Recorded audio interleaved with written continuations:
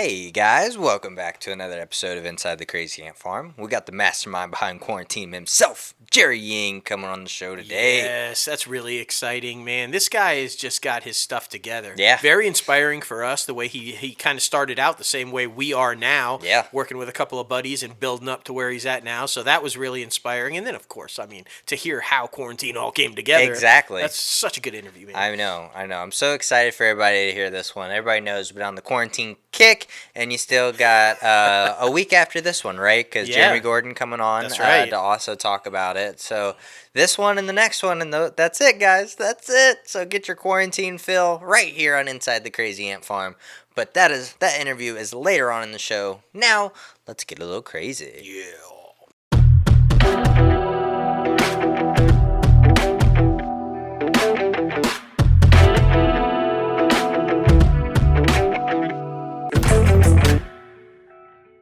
What's up, guys? Welcome back to another episode of Inside the Crazy Ant Farm. Holy moly, we're on episode 117 this week. No, we're not. Yes, we are. 117. Absolutely wild. Woo! Absolutely bonkers, as we say. But Yes. man, it really does not feel like it's been this long. It and does not. We're so fortunate, though. 17 weeks past the big 100. Yeah. I know I keep saying that, but think about that, man. That's more than 2 months ago that we hit the 100. I know. We're just flying by, Well, man. freaking, we shared old Michael O'Neill's interview the other day. Yeah. And freaking, that was 107.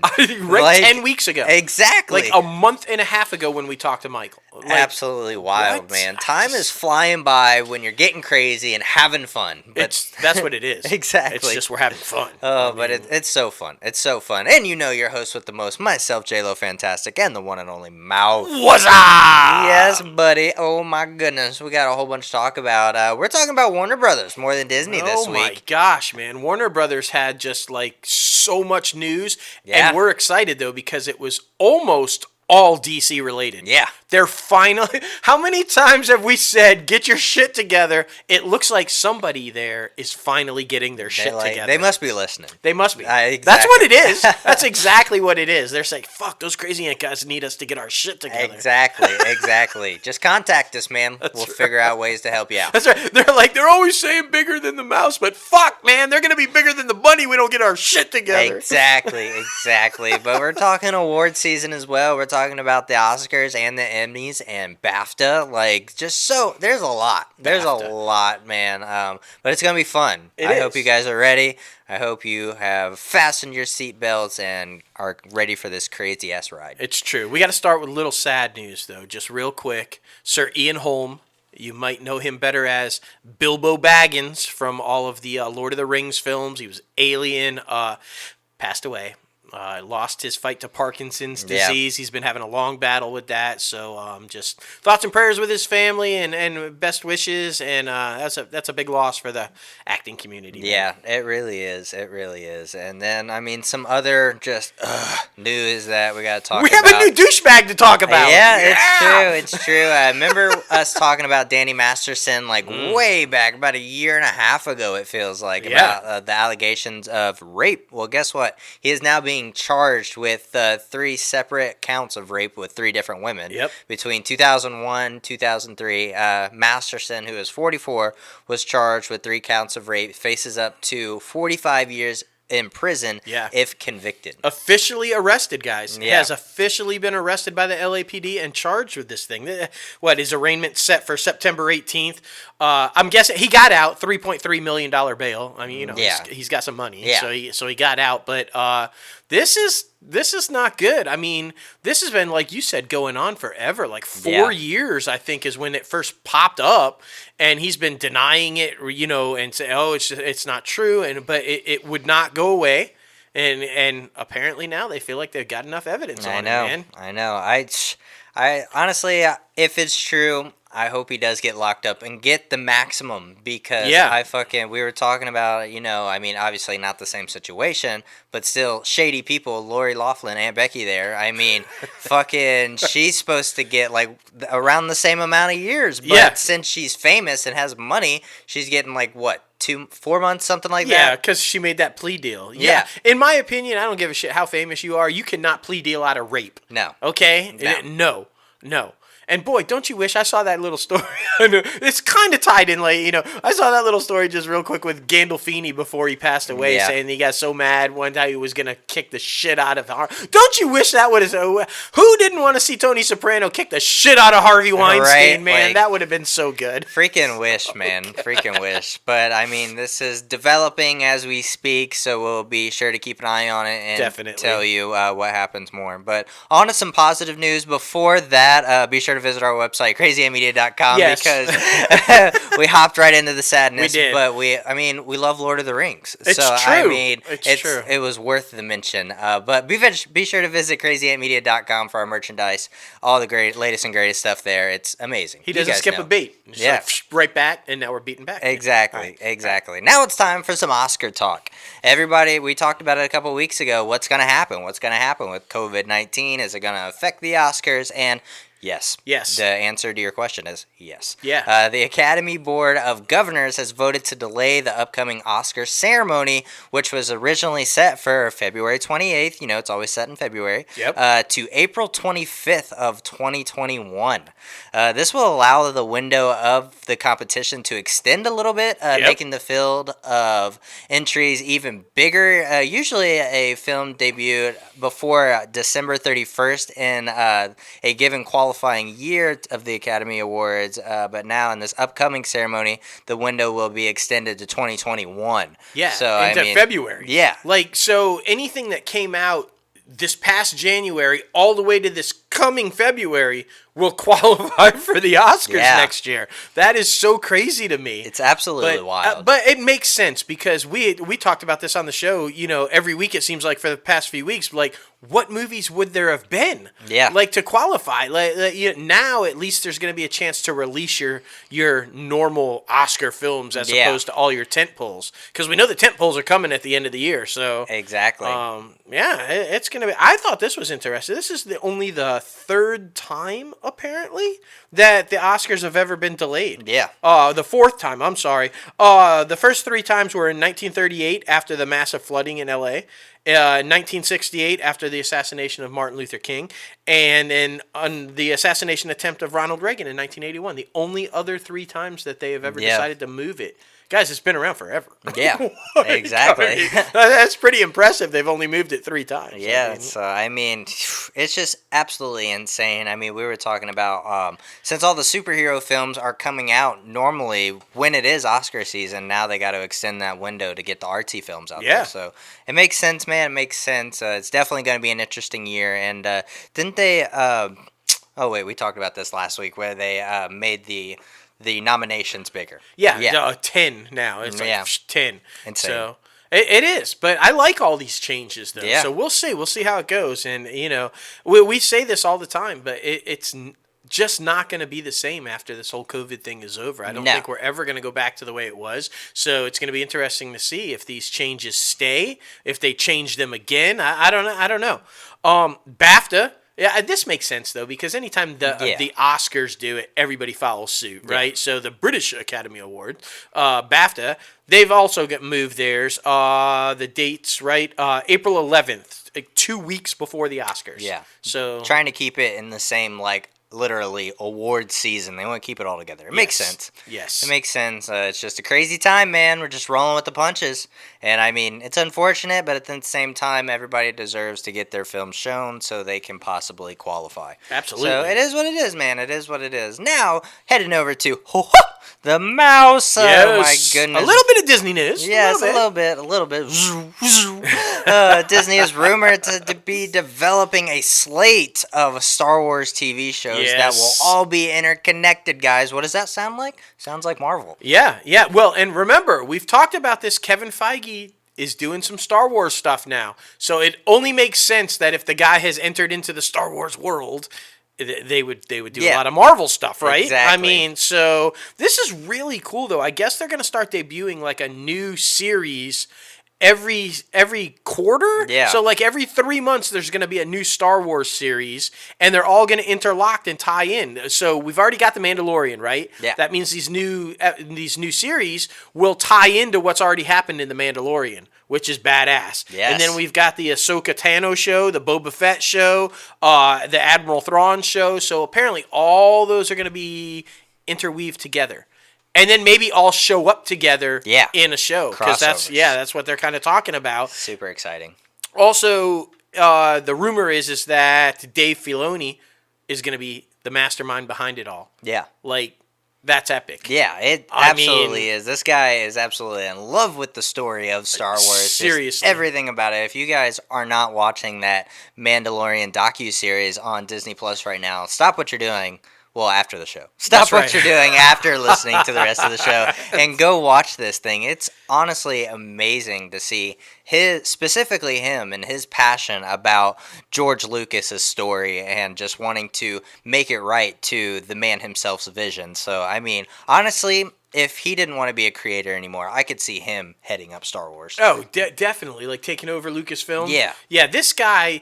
It makes total sense that he's going to be behind intertwining it all because he literally knows all of it. Like the whole I've never seen. He's like a walking encyclopedia of Star Wars. Yeah. This guy knows everything. So it only makes sense that this would be the guy to weave it all together. Yeah. I mean, just brilliant. Yeah, and I mean, one of my favorite parts in the interview process for the Mandalorian docuseries is when he made connections from the original franchise to the prequels and then to the Rise of Skywalker. Like, it was insane how he just referenced all of this stuff like at a drop of a pin. Yeah. So it was amazing. Yeah. Well, and then when he's referencing the Good, the Bad, the Ugly and Clint Eastwood movies and stuff on how where the whole idea of Star Wars even came from, like space western, but it was all literally based on like samurai and western movies. Yeah. And the way he tells it is just like crazy awesome. Yes. Oh my goodness. And this next one we're so super excited about. Everybody knows we're a huge fan of Michael Keaton, the one and only one of the perfect Batman. Yes, in my opinion. In his opinion. Yes. Christian Bale. It's fine. It's fine. He will star and executive produce Dope Sick, an 8-episode limited series exploring the opioid crisis and based on a best-selling book by Beth Macy. And here's the exciting part, guys. Yes. Empire co-creator and interviewee that we've had on the show, our buddy Danny Strong, is on board to pen the scripts and serve as the showrunner. Yeah, and if that wasn't enough, Barry Levinson, Rain Man Barry Levinson, is going to direct. Yes. Now, if that doesn't sound like an epic fucking trio for a show, I don't know what else. I know, right? You know it's going to be. So excited to see Danny Strong show running that shit, though. Yeah. Like, I mean, this guy has got to be one of the most talented guys in Hollywood right now as far as the writing, directing. Yeah, I just everything. Acting. He's so good on Billions right now. He's just so damn good. So good. It's super excited. And then Warren Littlefield, this is a part of his overall deal with Fox 21, so he will also be on to executive And that's the Handmaid's Tale guy, right? Yep. So, yeah. So, like I said, it's built for success. Exactly. Clearly. Exactly. Stay tuned for that one. We will. I know you're excited about I this am. one. I couldn't contain it. Like, finally! You've heard me say it like 3-4 weeks in a row, a month in a row. ABC's Save for Life. They did. They did. For Life is coming back. Season 2, 50 Cent's drama on there about prison life, a man wrongfully accused. I'm so... Nicholas Pinook, Joy Bryant. Oh, my God. The cast is so brilliant. Yes, ABC. Go you. Yes. All right. They have their shit together. They have their shit together. They do. Oh, my goodness. But this next one, The Baker and the Beauty, I believe this was the baking competition that was on Disney Plus. It was served as one of their original shows. No. No? No. Oh. But it probably would have survived. It sounded right. This was like about some foreign beauty queen who comes over and marries a baker. Oh, on Hulu. On Hulu. Okay. They're like, yeah, see? And there's a reason it's probably been canceled. Right there. Right there. You thought it was a Baker competition series? It's not. It should have been. It should have been. Maybe it would have survived. Exactly. I don't know. Canceled after season 1, trying to figure some shit out. Oh my goodness. Ooh, this next one, we're so super excited because we love this dude. He's awesome interviewer and just everything about him. Amazing, dope guy. Jimmy Kimmel Live will shift to guest host this summer as Kimmel takes some time off from the show Kimmel said in a statement that there's nothing wrong. Yeah. He's healthy. His family's healthy, but nearly 18 years. And get this, 3,130 episodes. He needs a breather and take a little break, although no specific names have been announced to guest host. But that will start Monday, July 6th. And we're excited about that because he deserves a break. He does. This guy needs to... He works a lot. He does, man. He's like constantly out there doing stuff. And why does he need a break? Why are we excited he's taking a break? Because he's coming back to host the 72nd Annual Emmy Awards. Yes. So he needs some rest to be able to do that. I'm just saying, right? Exactly. This is going to be his third time, guys, hosting the Emmys, following the 64th event in 2012, 68th in 2016. The primetime Emmy telecast will take place as planned on Sunday, September 20th at 8 p.m. Eastern Time. So much better than Ricky Gervais. Yeah. Just saying. Just saying. He sucked. Yeah. That is so bad. That's not a play. Look, it looks like the Television Academy is taking suit from the Film Academy. They're changing rules too, right? They are. They are trying to extend the nominations. It's now going to 8 nominations for comedy and drama series. The categories will have 8 nominations each, regardless of the number of submissions received. So, I mean, it's absolutely insane, I guess, how many submissions for television shows get submitted for these things, and then only like a certain amount gets nominated. Like, for example, 20 to 80 submissions, you only get 5 nominations. Right. 161 to 240 submissions, you're only going to get 7 nominations, which is insane. But with so much things on television, streaming, network, cable, all that good stuff, so with like 240 plus submissions, it's going to be 8 nominations. You know what? I always have a question. Now that they're expanding this, they're doing a little bit more for the dramas and the comedies. What about dramedies? Exactly. Where does that fall? Could this mean now that you could see a show get a nomination as a comedy and another nomination as a drama? Because that's what dramedy is. Exactly. I feel like, and then is that fair? That gives them an extra opportunity, maybe, if you will, to win something. Yeah. So... I don't know. We love dramedies. Yes. I'm just saying, but you should recognize it as what it is. Drama and comedy. Just throwing that out there if you want to put it in both. Like you said, submit. Submit yourself as a comedy and as a drama. Why what not? The fuck? What's the worst that could happen? You might get both. Exactly. Who knows? Exactly. Well, the next one, a guy that we love to bag on, but he's actually a pretty brilliant person. But not the mastermind behind the brilliance of now the superhero genre fandom. No, he's not. That article. I just had to say that. Had to say it. But James Cameron officially, they have restarted Avatar, the filming for the second one. It is back in production. The Avatar sequels are officially back after 3 months of the suspended because of the coronavirus. Producer John Lendu took to social media to share a first look at the director James Cameron resuming filming of the Avatar. I guess Avatar 3 is completely done. Like, done shooting anyway. Right. They just need to put it all together in post. But they're still just working on Avatar 2, the underwater sequences. Because remember, guys, they shot them back to back. Yeah. And you never shoot a film in order. Never say never. Sometimes you do. But general practice, you don't shoot in order. So that's why 3 could be finished before 2 is finished, even though it's shooting them back to back. But yeah, that's, Yeah, I'm excited to see if he puts his money where his mouth is. Because, he's trying to be like, oh, we came up with our own universe first. And I'm like, ugh. And I'm just, okay, let's see. Let's see what your sequel has. You're not going to take down the record holder. You're not. I don't think so. Like, I think the fascination for Avatar is over, bro. Yeah. I mean, people will go see it. I just don't think it's going to have the draw that the first one did. No.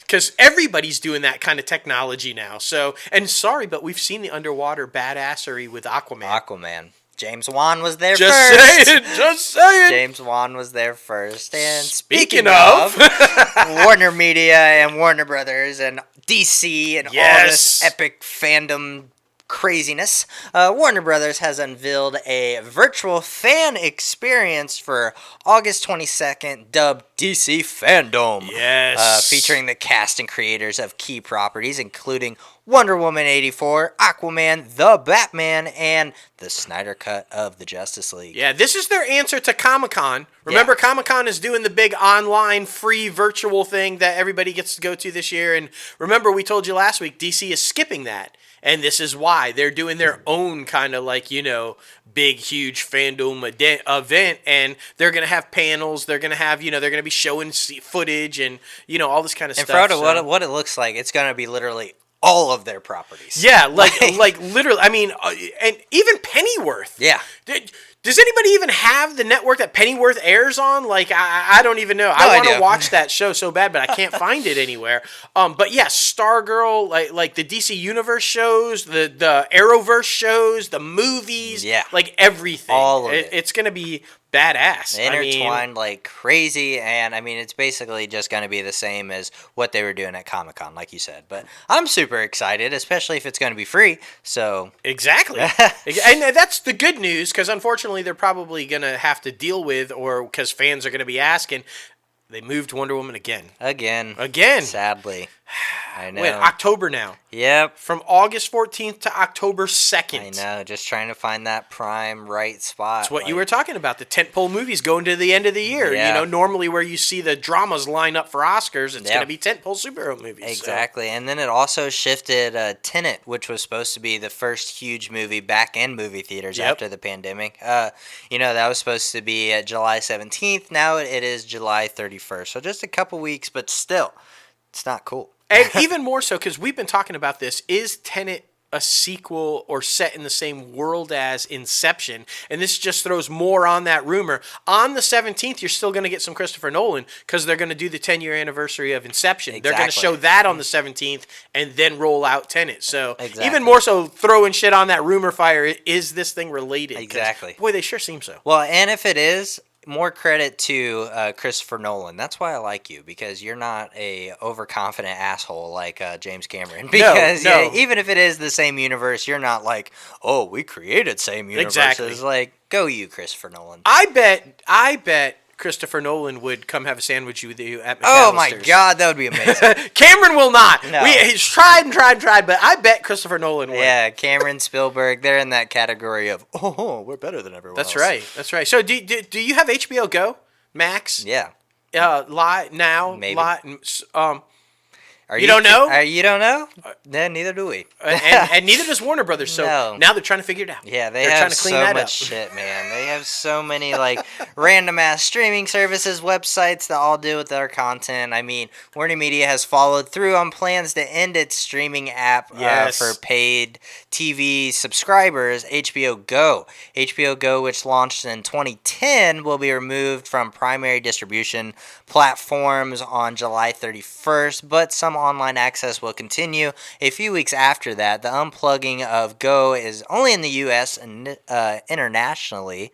In the U.S. and internationally, okay. And it will continue to operate, at least for now. The company has also rebranded its standalone service, HBO Now, to just HBO. Which still doesn't make sense to me, because HBO, just HBO, is included in HBO Max. Yeah. So why do you need formally HBO Now, just HBO, if you have HBO Max? That is, see, it's still confusing. Yeah, are our fans confused? Because we are. So I don't know what's going on, HBO. Get your shit together. Yeah, and they even say that. The former HBO Now will still be offered to anyone interested in getting just HBO and not HBO Max.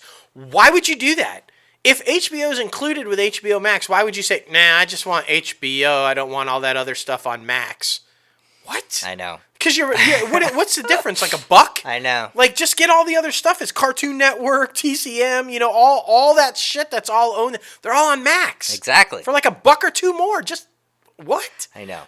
Just say HBO Max. Just get HBO Max. It covers all of it. Exactly. Covers all of it. They're just trying to figure shit out, man. They really are. I mean, we talked about last week or a couple weeks ago selling off the gaming division, but still making kind of a profit on it. And I feel like they have so much stuff they're just juggling right now, but they don't know what they want to keep and what they don't. They don't. But they do know this, because they listen to our show and they have finally got their shit together. You just heard about DC fandom, right? Yes. They now seriously are figuring out the importance of their DC properties. So much so that how do you promote HBO Max? With your DC properties. Yes. DC and HBO Max are joining forces to the max. That's going to be an original digital comic book that, are you ready? Will promote HBO Max. Yeah, buddy. It's going to have original characters. It's 3 8-page chapters. And are you ready? This is so, like, creative and kind of like, oh, yeah. Okay. They're going to have original characters named Hector, Brian, and Olivia. HBO. Haha. Haha. So, and according to the press release, it says the series has them meeting Max the dog. So you have H, B, and O, and then you got Max. Yeah. HBO Max. Whereupon they gain access to different superpowers. They're able to teleport, shapeshift, all kinds of stuff. And then they're just going to use that to promote stuff coming up on HBO Max. Okay. They're so, like, they're trying so much shit. I'll give them credit for that. They're trying so much shit, but at least they've been listening, obviously. Yes. Focus on your superhero stuff. I mean, the prequels to Harry Potter aren't what you want them to be, obviously. I mean, I don't know how far you're going to go with that. So, and I mean, plus the whole thing with J.K. Rowling right now. I mean, do you want to go further with that? Exactly. So it is what it is. But at least they're getting their shit together. Kind of. But trying. That's not it for DC. It's not. That's not it for DC. Exactly. Spotify has signed a deal with Warner Media for DC Entertainment to produce scripted podcasts. Yes. For Spotify. This is awesome because if you guys know, Marvel's been doing this for a while, and those scripted podcasts are like badass. Yeah. So they're gonna steal. They're gonna. The deal gives Spotify first look rights to the original podcast, and then after a period of time, they'll be out there. So I guess. But it's gonna be like Superman, Batman, Wonder Woman, Harley Quinn, Joker, the Justice League, all that fantastic stuff. So we might get like Justice League. Imagine if Zack Snyder's involved in doing a scripted Justice League podcast. That'd be badass. Oh my god, that'd be epic. The question begs, will the stars voice them? Right. We don't know. I mean, in the Marvel side, they do not. It's different actors and everything. But who knows? Yeah. Who knows? But it's also going to be Bugs Bunny and Looney Tunes podcasts, which is awesome. And we're excited about this one. Supernatural. Yes. The boys might be finishing up on TV. Yes. But Supernatural will continue, Supernatural family, in the form of scripted podcasts. So badass. I'm excited about that, exactly. though. Because there's so much more story to tell. Exactly. And I mean, it's only smart, too, because, of course, like we've been talking about, DC is probably your biggest franchise right now. It's true. Go forward with that. But stay true to your roots with Looney Tunes and, like, Supernatural and stuff like that. So, proud of you, Warner Brothers. Yes. Kind of working it out. That's what's up, Doc. Exactly. You're doing it. That's what's up, doing it. We were about to pull out the old space modulator and, like, take you down, but you're getting it together. Like... You're getting it together. Oh, speaking of, they've got more stuff, right? They do. HBO Max has won a spec auction for The Ancestor, a psychological thriller script by K. Oigon. That was pretty good. That was pretty good. You know. That will be developed as a star vehicle for Tika Sumpter, produced by Michael B. Jordan and Elena Mayo's Outlier Society. Yes. Several suitors were in the mix for this spec script, but they ended up at Warner Brothers. Yeah. So, look, I don't know if you guys have noticed, but Michael B., he is handling business behind the camera. Yeah. His company, he is grabbing the rights to a shit ton of stuff. He is producing a shit ton. He has like this mission, and he mentioned it, like very similar to Mark Wahlberg, where this guy wants to just create his entire own empire, his own studio where it's all in-house. He gets the rights, he brings in the writers, he produces, he stars, he does like, and he clearly this man is on his way.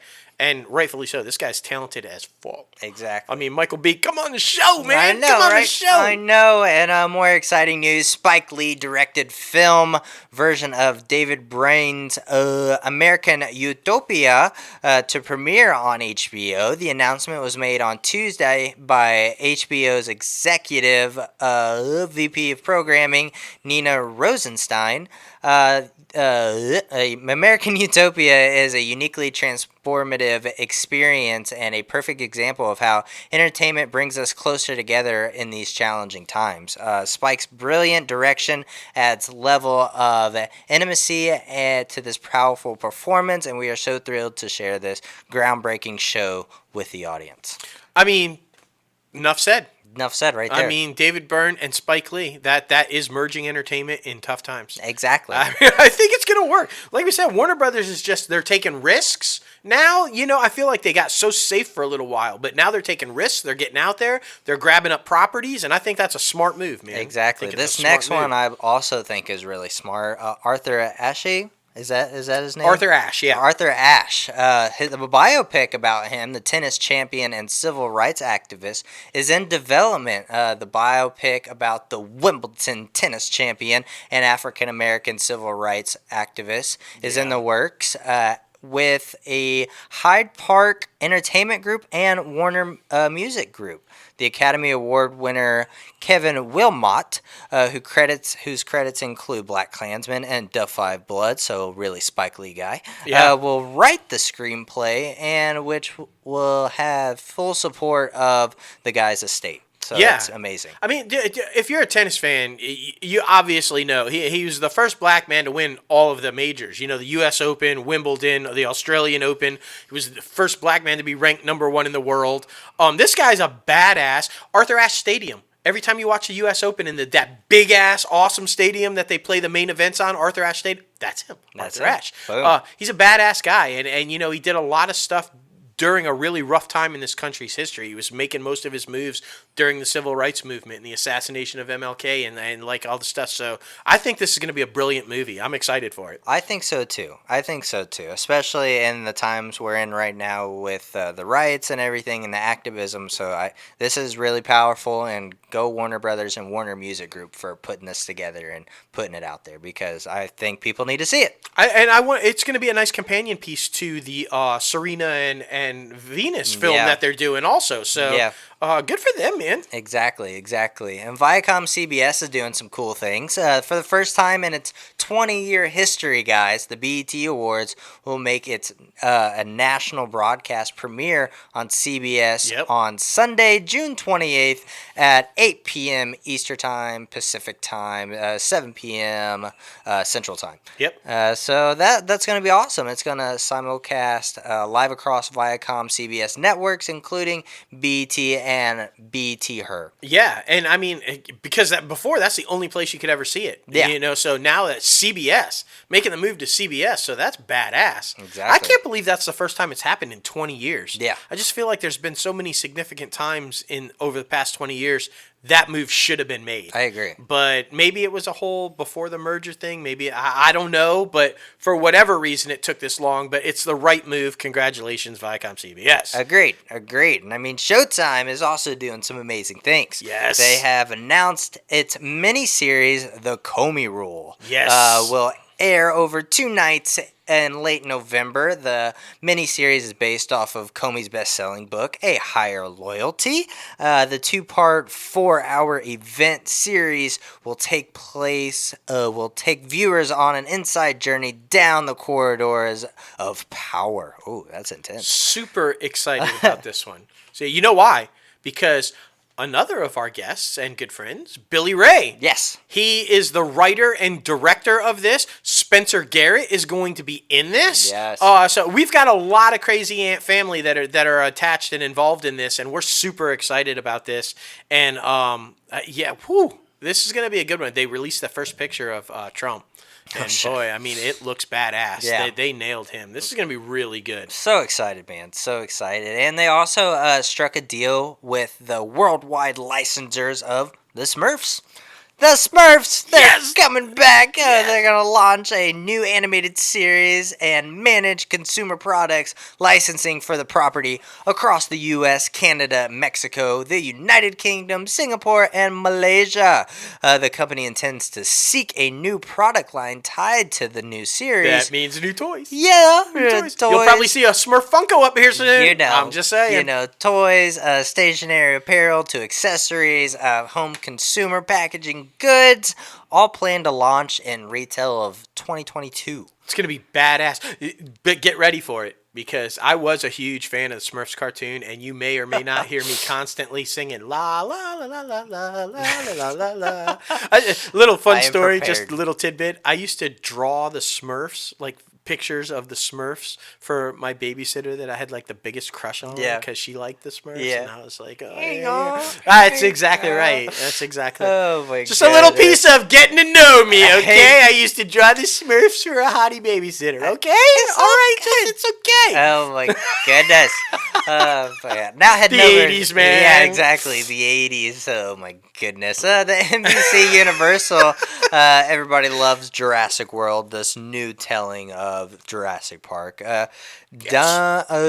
Is aiming for its first major production in the UK to get things going on the upcoming Jurassic World sequel, directed by Colin Trevorrow. Has a sizable cast and crew to keep safe, but Universal believes that it has the resources and plans necessary to do just that, to keep everyone safe. Universal and Pinewood Studios are putting safety protocols in place in order to begin shooting of the new Jurassic World movie on July 6th, and they will reportedly be spending around $5 million to put all these safety procedures and protocols in place. Yeah, well, I mean, that's taking it seriously. Yeah, right? You're dropping $5 million to make sure that the safety protocols are in place. You're taking it seriously. That's insane. I can't believe this one's jumping out, though, and beating, like, the Batman and, like, all these other huge films that were supposedly supposed to go back into production over there. Jurassic World's going to be first. Yeah. Like, so, good, though, because if they can do it and they can prove it's safe, then maybe the Batman can get back to it. Right. I mean, I'm excited because Zoe Kravitz was talking about her costume, and it's kind of like his, more utilitarian. It's like a jean jacket and jeans, kind of a Catwoman costume and stuff. I'm really excited about that movie. So Jurassic World needs to get their shit together, make it good, so that Batman can start again. Exactly. That's all I'm saying. Exactly. You are setting a precedent.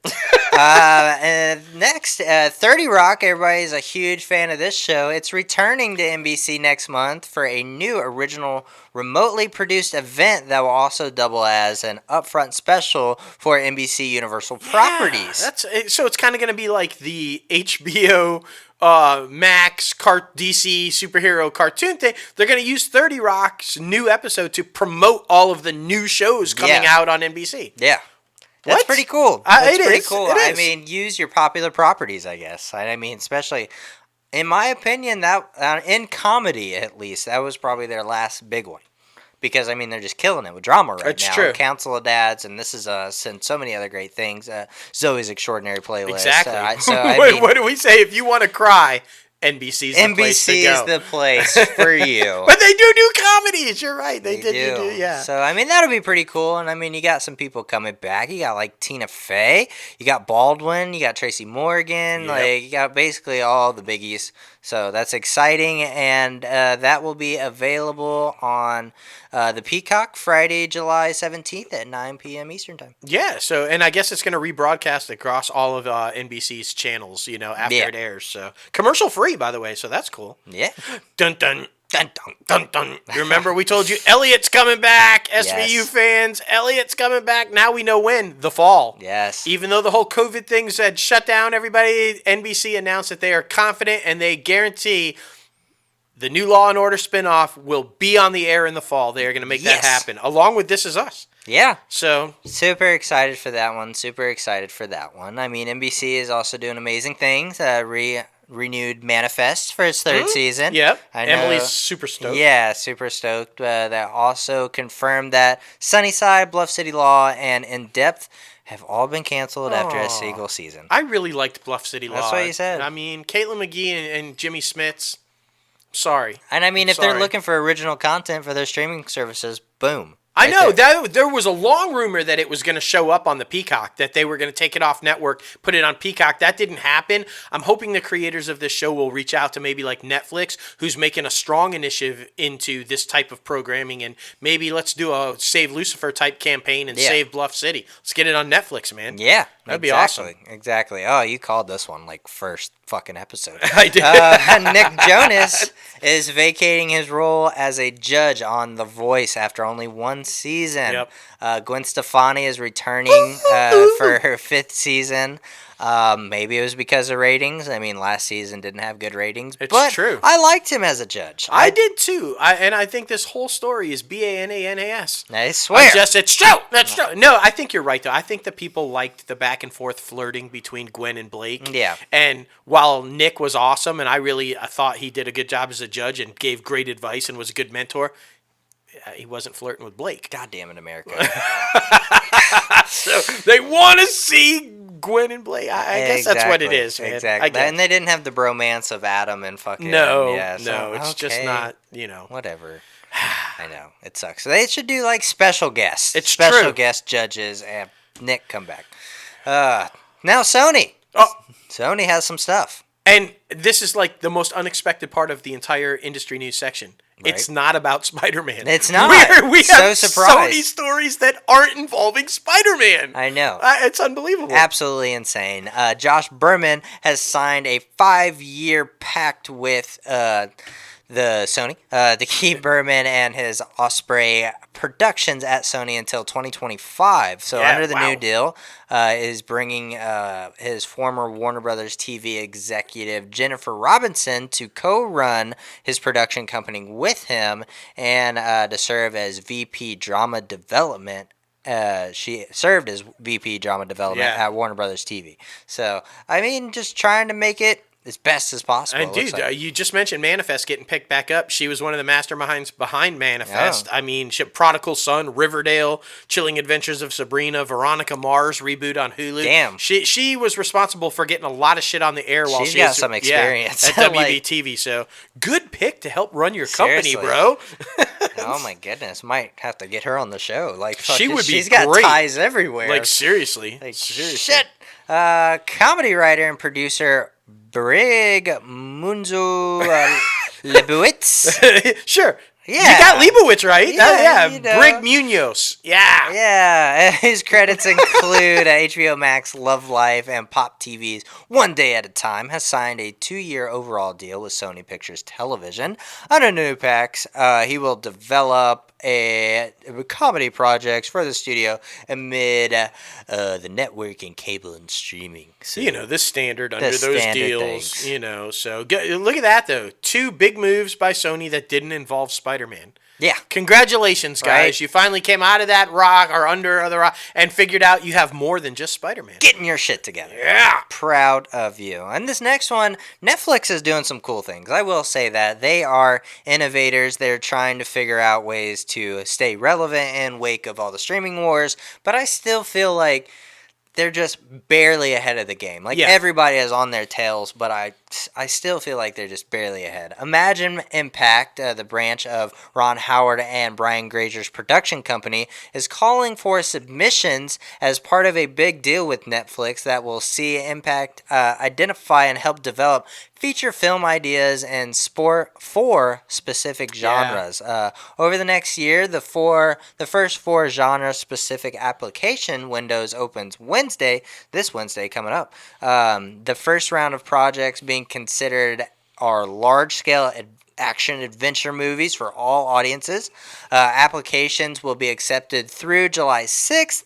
And, this is just really cool because it's giving the opportunity for up-and-comers to pitch their ideas. Yeah, and this is the 3rd year they've been doing it, and it's been pretty successful for the first couple of years they did it. And like you said, that was their whole part, was they wanted to democratize, if you will, the filmmaking for people who didn't normally have a chance to get into the industry. That's what Ron and Brian wanted to do with Impact, and it's working, man. And I can't think of a better place to have a partner with than Netflix for this kind of a thing. Exactly. Who, the original, gangster, if you will, the OG with original content. Yeah. So that's good, man. Killing it, man. Really good. Killing it. And Netflix is doing some really cool things. It's in talks with Blackish and Black AF creator Keena Barris, and Happy singer, everybody knows, Pharrell Williams, to develop a feature-length musical about Juneteenth, the commemoration of the end of slavery in the United States. Which today is. Happy Juneteenth. Yes. All right. Exactly. Moving forward, man. I'm just super excited about this because it's more things like the biopic we were talking about, Arthur, like just more things like this need to come out. Yeah, and apparently this has nothing to do with the musical that the same pair announced in 2018. So they're working on that musical and then this also for Netflix. So I don't know. It's in the early stages, they said, so we'll keep an eye on that. We'll probably be talking about it later on, a few months from now, as it'll probably be ready, I guess, for next Juneteenth. Yeah.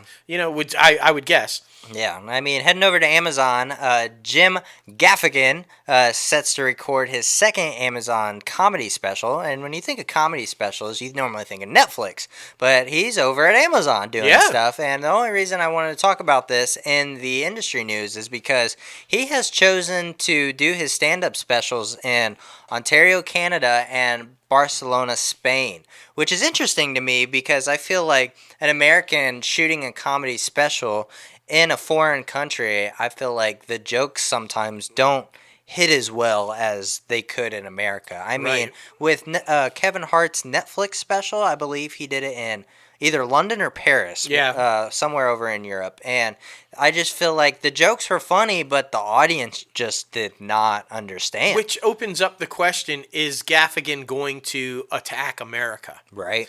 Are they going to be jokes bashing America and bashing Trump? Because I feel like that would work in a foreign country that's not so fond right now of America. But I hope not, because he's a really funny guy, and I like him, and I hope that that's not what this is going to turn into. Yeah, so, I mean, it's going to be interesting, man. It's going to be You can make fun of Trump right here. Exactly. I mean, people are fine with it. People are fine with it. As long as you're not in the South, go to the Midwest or, like, anywhere. West. Yeah. Just go west, and then fucking people will agree with you. So it's fine. It's fine. This one, by no surprise. Yeah, no shocker here at all. Canceled my subscription, but they're still like, we're still going to give it to you until the free trial is done. That's right. Quibi is in danger of massively missing its first-year target of paying subscriber base. It's slowing app download figures. It's absolutely insane. Quibi is currently on track to miss its subscriber goal for 1 year by more than 5 million. Yeah. Damn. Yeah. At its current pace, it's going to sign less than 2 million people up. Damn. In the first, like, horrible disaster. Yeah. Horrible disaster. They projected almost 10 million, 7.5 million, and they're not even going to come close. Yeah. And I wonder what could be causing the problems. Some stuff. Rumor has it that there's some infighting going on between the founders, Meg Whitman and Jeffrey Katzenberg. No way. Shocker. No way. Shocker. Doesn't seem like Jeffrey a nice Katzenberg guy. And some infighting? Remember Disney? Remember Michael Eisner? Remember DreamWorks? SKG? Katzenberg. And just, this guy's got he's got a history of a history. That's a good way to put it. I mean, even because this next one, they are also in talks to bringing the streaming app to Roku and Amazon, but also they're in early talks with Roku, and this article even said that it's probably not going to happen because he's asking for too much. Yeah, I mean, why would Roku have to negotiate and go through all that, and then Quibi fails, and then they're like, out? Yeah. So, like, fuck. If I was Roku, I'd say take a walk. Exactly. It says Roku may walk away from the deal based on the revenue streaming agreement proposed by Quibi. Take a walk. Exactly. Say no. Pass. Deuces. Oh my goodness. Honestly, it's not worth it. It's not worth it. I haven't seen anyone be impressed with their content. No. I'm just saying. I tried. Except the Murder House flip. I even stopped watching that one. I know. They renewed that one for a second season. Yeah. Will there even be a second year of Quibi? Yeah. Like, I don't even, like, I don't know. Yeah. Is this the movie pass of streaming? We don't know. We don't know, man. Now, this next one is pretty interesting, especially in the time we're in, where it's very important to go out and vote. But Facebook and Instagram, because, Instagram is owned by Facebook, it's going to let its users turn off all political ads amid criticism over Facebook's policy to non-fact check political ads. Mm-hmm. I mean, which makes sense because they need to check that shit to make sure everything's right. But also, I feel like if you ignore the problem, it's not going to go away. No, and I feel like this is them saying we can't possibly check all these ads to make sure that they're legit news or political ads or not fake stuff from, trying to get you to do whatever. So we're just going to let you turn them off. Yeah. That's their way of not taking responsibility for maybe some shady ads up there by just saying, we'll let you turn it off. Yeah. Not our fault if you didn't turn it off and you fell for it. Yeah. I feel like that's what they're doing. And which is crazy because when they started doing the voters registration thing, they signed up nearly 4 million voters that year. Yeah. So last year. So I don't know, man. It's a back and forth thing. Mark Zuckerberg, I don't know. It's interesting, man. It's interesting, but go out and vote. It's important. It's very important because there's a lot of crazy shit. Especially this year. Yeah. Especially this year. Please go out and vote. Yes. And not just in November. All your local elections. That matters. City council, mayor, police chief, all of your local shit. Not just state, your city, your town, county. All of it. Vote. Yeah. Vote. Yeah, we also have a lot of things going on. Everybody knows we have a podcast production company and other family stuff, but you still got to do your research and start at the local level. So it's important, man. It's very important. You got to do it. And we should mention really quick, if you're wanting to go see movies again, AMC and Regal, the two biggest, movie theater companies in North America, are open in July 10th. Yep. And you gotta wear a mask. Yeah. Now. Be prepared. Yeah. They said at first no, and then rightfully so, they took some shit. A lot of heat. You will have to wear masks, and if you forget yours, don't worry. They're going to have disposable masks available for you. So just wanted to throw that out there if you're excited about getting back to the movies, because you brought up Movie Pass. And so, we're Regal Unlimited guys. Yes. So we've got our card, and we've been missing the movies, so we're pretty excited about this. But you got to be smart. Distance, bring the sanitizer, wear the mask. Nothing wrong with wearing the fucking mask. No. Just wear the mask. Exactly. All right. Exactly. Well, now it is time for the man, the myth, the legend himself, Jerry Ying, the creator of Quarantine. Yes! So super excited. This man is such a entrepreneur, man, in the best way of the word. This guy as a writer, director, producer, actor, he's everywhere doing his thing and, also creating his own, company to help other creators do their thing. That's it. Yeah, the mission of his company is fantastic, and he talks about that, and of course he talks about quarantine. Of course. Hello, of course. So this is a really inspiring one, guys. This is really informative. It's a lot of fun, but I think you're going to take a lot away from this interview, so I'm excited for everybody to hear it. Yep, it's going to be a fun one, and here he is. Jerry Ying, welcome inside the Crazy Ant Farm, man. How are you? Oh, man, guys, I'm great, man. Really, really happy to be here with you both. Oh, dude, we're so excited to talk to you, man. The fans and our listeners, they absolutely love the show. Yeah, man, dude, you got a high bar, though, buddy. We've had some good interviews. So. Right. Oh, I'm up for it. Oh, my goodness. There you go. Well, first of all, we should say congratulations, man. I mean, it's been a huge success, and just the ingenuity and the creativity to put something out there like that through quarantine has just been amazing, dude. Thank you, man. Thank you. I really love that you guys are responding to the show and the people who watch it. It's really been a pleasure. It makes all the work worth it. Oh, yeah, I bet. And let's talk about that, man. We should say you are executive producer, director, writer, creator. You're kind of like the man behind it all. Right. I'm the garbage man. I'm everything. I'm catering. I'm all of it. There you go. Craft services. You got to always have that on the resume somewhere.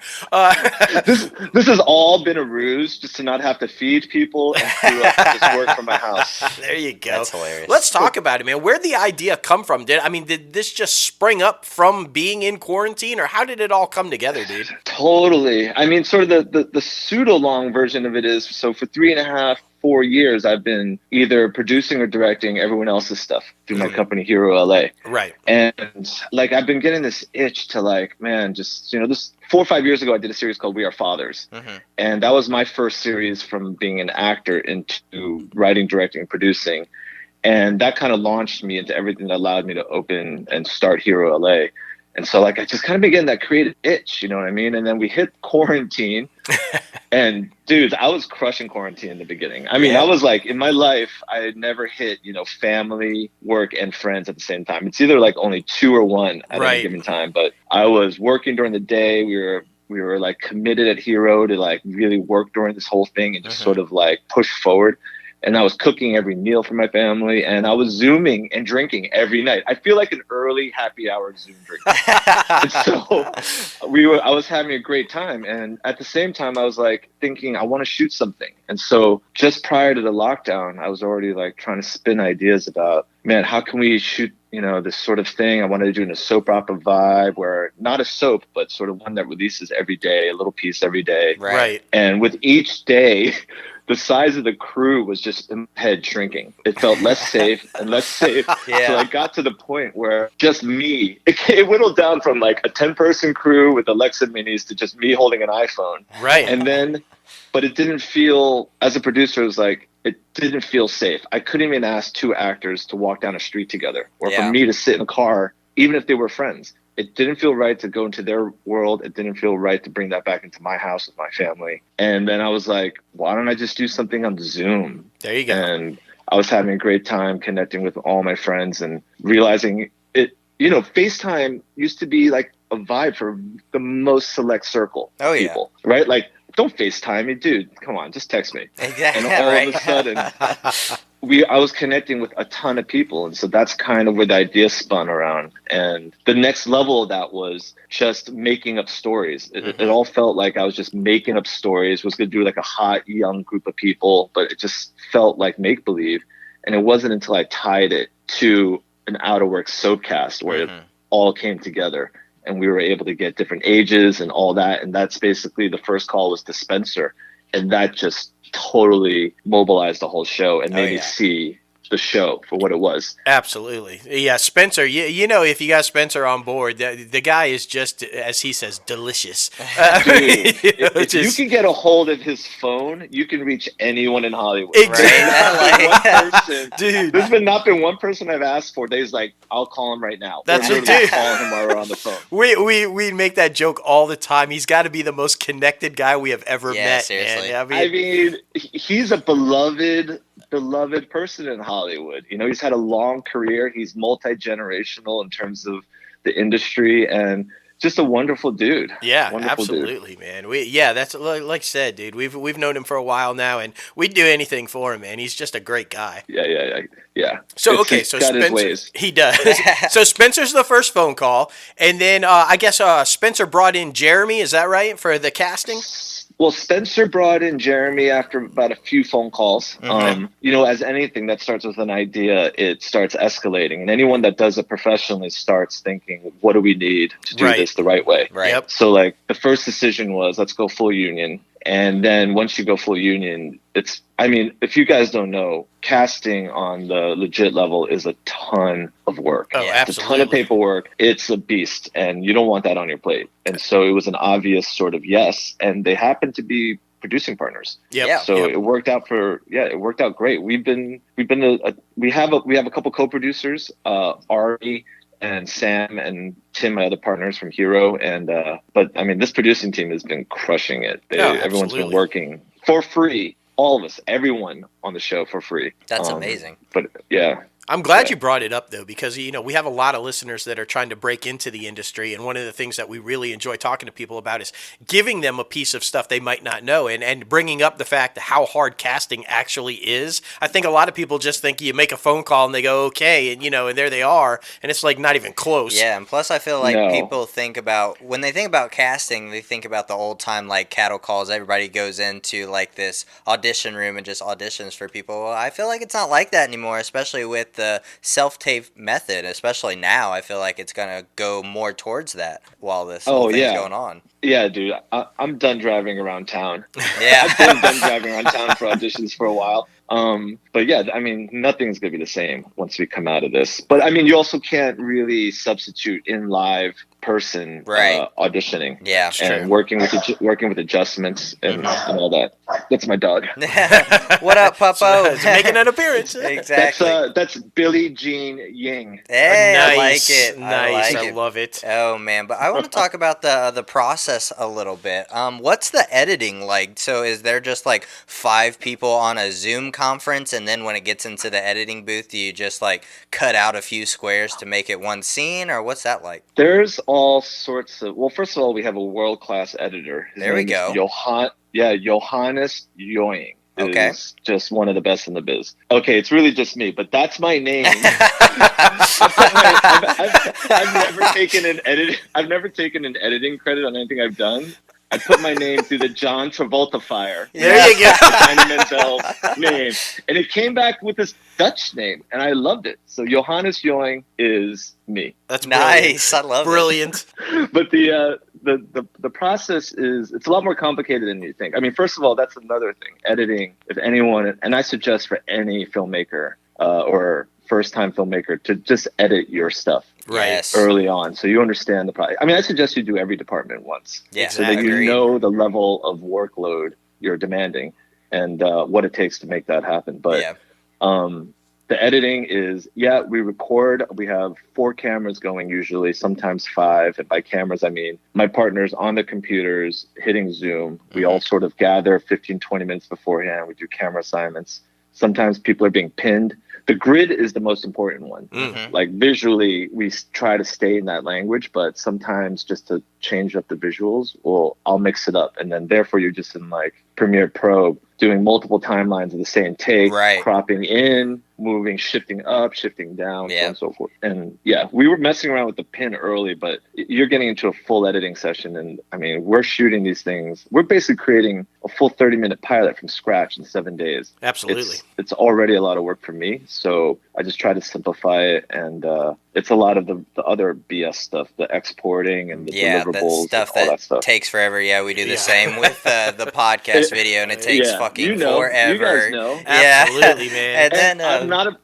Go ahead. Yeah, no, I was just gonna say, and it's I'm not gonna lie, it was a total shit show in the beginning. Yeah. Trying to figure out the workflow with uploading and downloading to the cloud and all that stuff.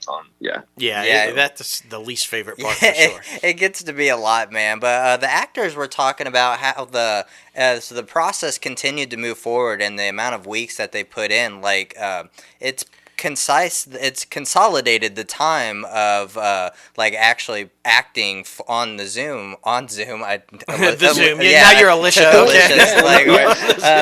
For them, yes. I was about to ask, has the work consolidated for you, or is it still the same amount of work? It's a never-ending amount of work. Yeah. It's still 12-hour days, but the workflow is streamlined. Like from a production standpoint, my entire mission was to make it as easy as possible for everyone by week. Yeah. Right. And early on in this process, it was just a constant reminder to everyone, especially on the production side, like all that matters is we get better the next week. Yeah. As long as we're improving and morale is still moving, and it's so important on projects like this, especially when no one's getting paid. Yeah, right. Exactly. If people are getting paid, everyone is not, we need you at this time, Fridays and Saturdays, and that's it. You're working on those days. You're paid for the 8 hours that we have you. But when it's free, and everyone in this pandemic seems to be busier than they've ever been, and it's a lot to ask. So it's almost like asking someone to take a break from their vacation, take a conference call. So as long as you're moving in the right direction, people have faith that you have their best interests in mind and you're not taking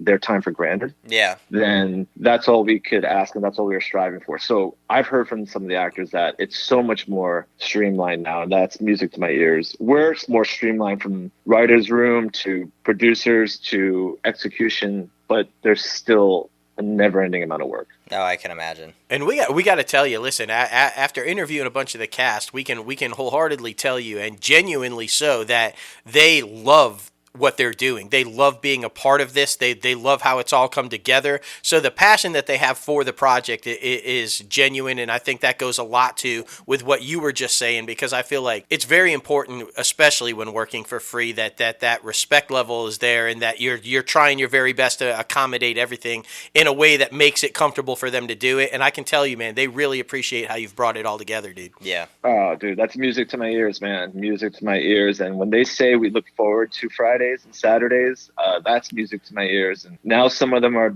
bummed that we're ending, because it's kind of been something we've all had to look forward to. I'm not bummed it's ending. I mean, I also think that this is the beginning.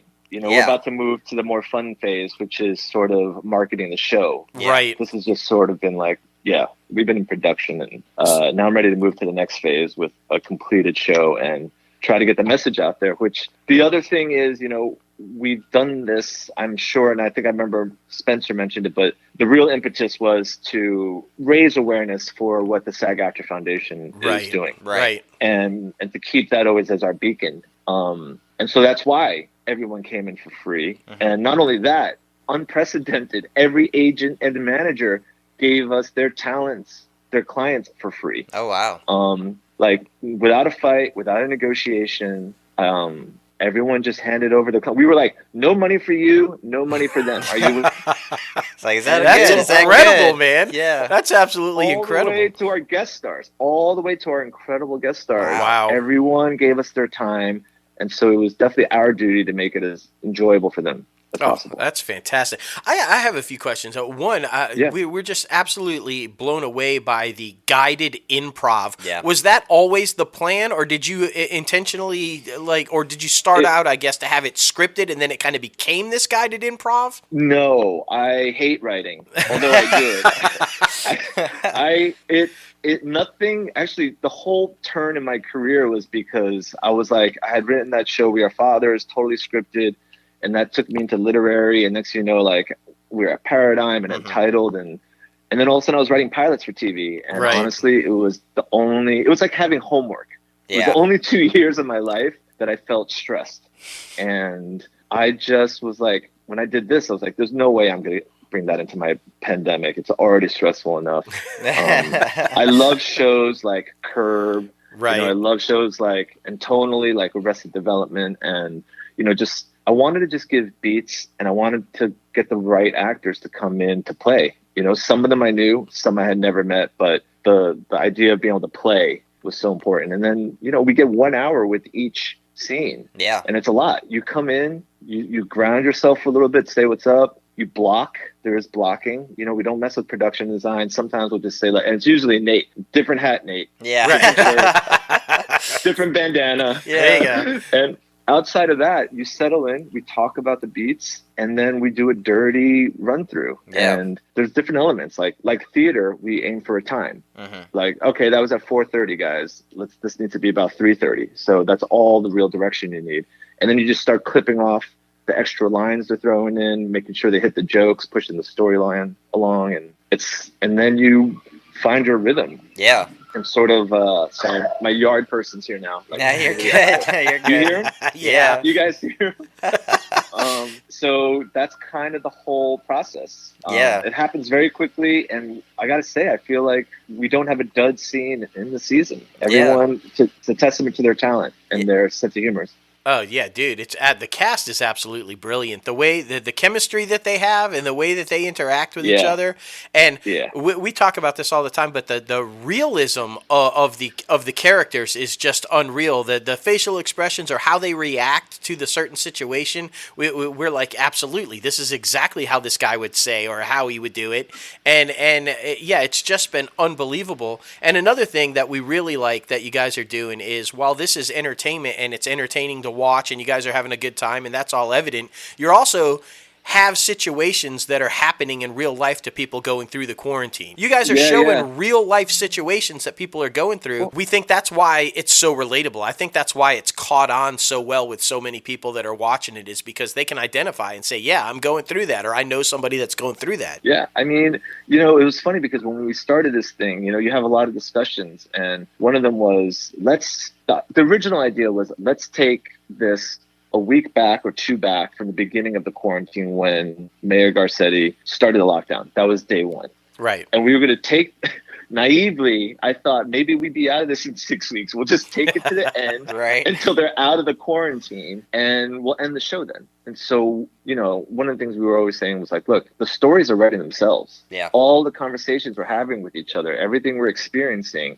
is what the show is about. So like, we also didn't know where the show was going. We didn't know where the pandemic was going, but the stories are all there. Like, the addictions, someone like the boyfriend, girlfriend, McKenna and JT not being able to see each other. And then from that, looking to find where the comedy is. Where's the comedy in all these circumstances? Like, where do we laugh when we have our conversations about it? And so that's where we were trying to aim for each scene. Absolutely. Yeah. Now, and rumor has it that some of these characters are inspired by real life people? Yeah, they're inspired by themselves. So where's the name come from, man? Holiday, because that's a brilliant name, Holiday. Oh, so that was such a fun part. Like, there's been so many little fun processes. Like, when you think of a soap, and here's the funny thing: my first TV credits as an actor ever was on All My Children. Yep. Oh, okay. And I did 2 episodes on All My Children, and was like blown away at the craziness of it. And then Alicia, who you guys spoke to, I've known all the way back to drama school, and she basically got All My Children like within the year after drama school. So I remember that whole process. And then she's been on the show until it was finally taken off the air. Right. But I mean, all the what are we back on, the names? Yeah, Holiday. Right. Holiday. So then so that inspired the whole, like, you need a matriarch, you need a patriarch. Right. And so once you laid out the family tree, you're like, I need this. And then you're like trying to make it funny. Like, okay, adopted Asian here. Okay, this is the only natural born kid here. This is the nemesis. And then, we had to find a name for the show. And I literally just Googled California towns, and we were running through them and just saying them out loud. And whatever made us laugh was the one we went with. And I'm so glad we went with Chino Hills. Yeah. It's my brilliant. favorite. Yeah. Brilliant for sure. And we love, just Spencer and Alicia together as the patriarch and matriarch are just fantastic. Yeah. Agreed. So good. Part of the premise was also create this world and create this alter universe. And I think that happened as the show was going on. Chino Hills is a real thing now. Yeah. Right.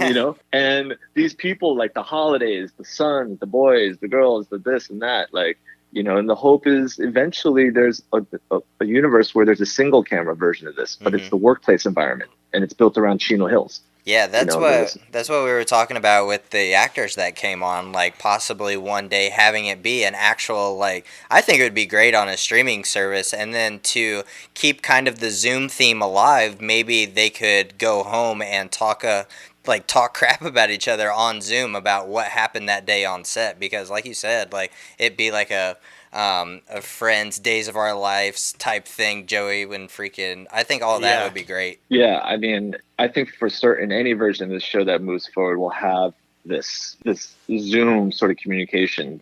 There's something so unique about it, just like that fourth wall acting. Yep. Everyone is looking out at the screen, but they're totally connected, and there's something really fun that's come out of all this. Just to see how you said how naturally they react. And part of that is also because they're using their own words.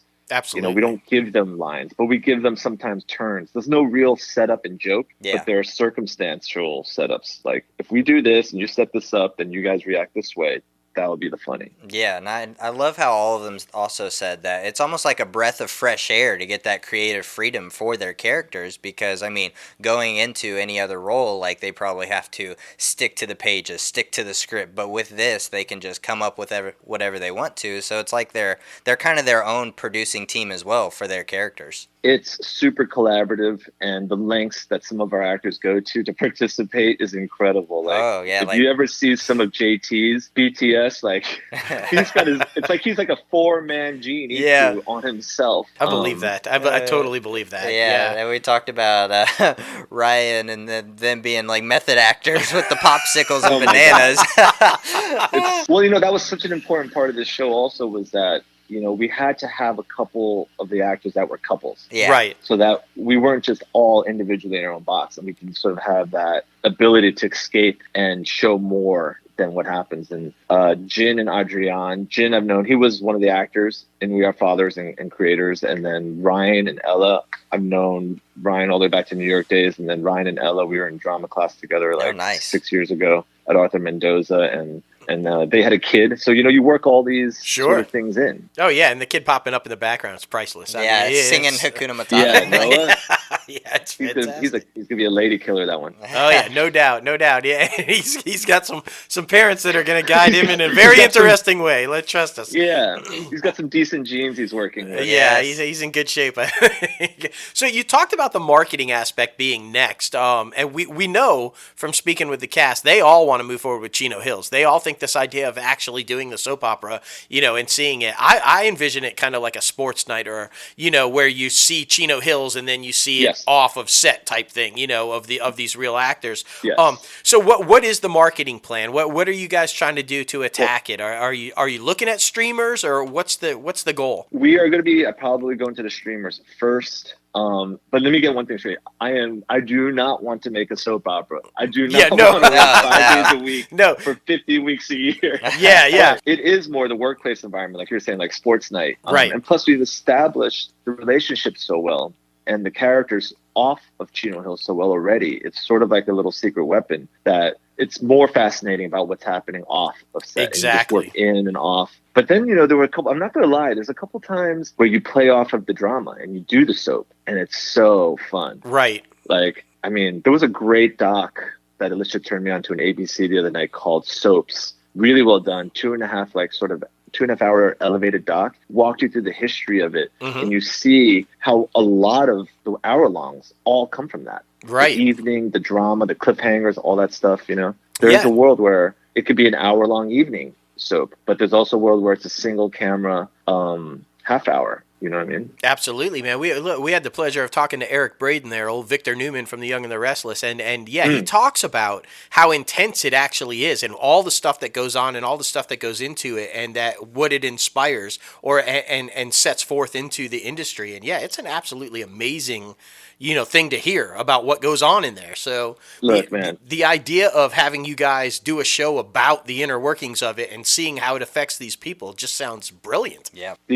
All the respect. We are making a show about an out of work soapcast. But for real, all the respect to people that work in that industry. They are the hardest workers in the biz. I had my firsthand look at how fast they move, how many pages they have to memorize a day, how relentless it is in terms of scheduling. I have so much respect for them. And at the end of the day in this town, when you're young, you come in with sort of all these ideas, but at the end of the day, it's always just about working. Right. You just want to be working in this town in one shape or form. I think Marty is the best example of that. Yes. Without doubt. You guys said something so funny in the podcast about like Marty will do whatever it takes to stay on that show. Yeah, man. That was our theory. He's offing people. He's going to be like, I am on this show. I will become the youngest no matter what. Like, Yeah. Spin off. Right now, I've counted 7 spin-offs that Spencer's pitched me. Yes. If any of them involve the lotion in his legs, man, pass hard. Like that one was a hard pass. Yeah, there you go. We knew you were smart. It's good. We love Spencer, but come on now. Oh my goodness. Look, man, we love Marty though. The character of Marty, Marty. When she says call me, or calls him daddy, and he's like, what? And oh, dude, that was one of the best scenes ever. Dude, Bree Turner, she is one hell of an actress. Let me tell you, my God. But Spencer's reactions, and we've talk about dragging a character through the mud, and all the kudos to Spencer for letting us do it, because poor Marty, man. We were making the joke, that Marty's just looking for love, man. He wants some love, man. He's trying to find somebody. He is, but you know what, boys? Like, every character on this show is really just looking to find some love. Yeah. Pretty much all of them, and that's sort of, I feel like, the world. Everyone in this world is just really looking to be loved. And so we want to bring this whole show home. It's about family, it's about love, it's about friendship at the end of the day. And like a crazy dysfunctional family, these guys are mean to each other, they're selfish, but they don't hold grudges. And we're going to tie up all the loose ends coming home. And Oh, that's good, because that was a question. Like, are there any plans for, like, say, I know you guys are going aggressively after the streamers and trying to get this thing. Is there plans for a second season? Look, they've each had arcs that we talked about in the beginning, that we talked to the actors about, and I feel like we've tied up every loose end. Whether those ends stay tied can easily be unraveled, or it moves into a different phase. You know what I mean? But I also think there's a level of comedy. There's the show, and we certainly want a season 2. Right. But there's also a way of working and a tone of comedy that is pitchable. In terms of, if you like this version of, we always said from the beginning, the comedy's got to live just longer than what's comfortable for television and shorter than reality TV. There's a space there. And that's where we wanted to park our bus. And we knew it was going to be tough to try to chase jokes and chase things. And then when I saw, just before we were about to start shooting, SNL did their first live show. Right. And I saw half of those skits fail miserably. And these are like amazing comedians and stars and recognizable names. I'm like, if we try to do that, we'll fail. Yeah. Let's stay in our lane. And I said, at the end of the day, if people vibe with it or not, if we stay consistent with our tone, we'll have done something that we can present, right? Well, there is a consistent tone throughout the show of the type of comedy and the realism in terms of the conversation. There really is. And I think Alicia said it best when we were talking about the scene with the lotion in the legs about it's just crazy enough. You know, like, because I think what you just said, like, chase the comedy up to the point, but not crossing where it's now reality TV kind of bullshit. Yeah. So, and I think that scene's a perfect example. It's like, how far can you take this, you know, before it gets just ridiculously too crazy? And that scene, I mean, it's just brilliant, dude. It was so funny to watch. Oh my God, that scene was very disturbing to watch, but also like, I mean, there was a couple versions of that scene where like, okay, that's too far. That's too much. And Nate was like, the whole idea was like, you know, he was like, it was almost like he was in a booth that he put a quarter into. Right. But, you know, we also have to protect our actors constantly. Like, there's so many things guiding us. Jeremy is really helpful in, like, making sure that, you know, we're partnering with the SAG-AFTRA Foundation. Right. There are people that are hurting out there in the world with the corona and the COVID-19, and we don't want to be making fun of that. Right. You know what I mean? And early on, you know, those are a lot of jokes can be going that way, but it's really not the tone we wanted. And so we always have someone there. And Jeremy's always right in Video Village, ready to say he'll come on and he'll just shake his head and like, guys, let's not go down there. Because, you know, comedy can go, once you start going, you start whipping up jokes, and you clearly could take it too far. You really absolutely watching you. Yeah. You know? It's funny. So Jeremy's the censor guy. He's like, no, I got to keep it clean. Like, calm down.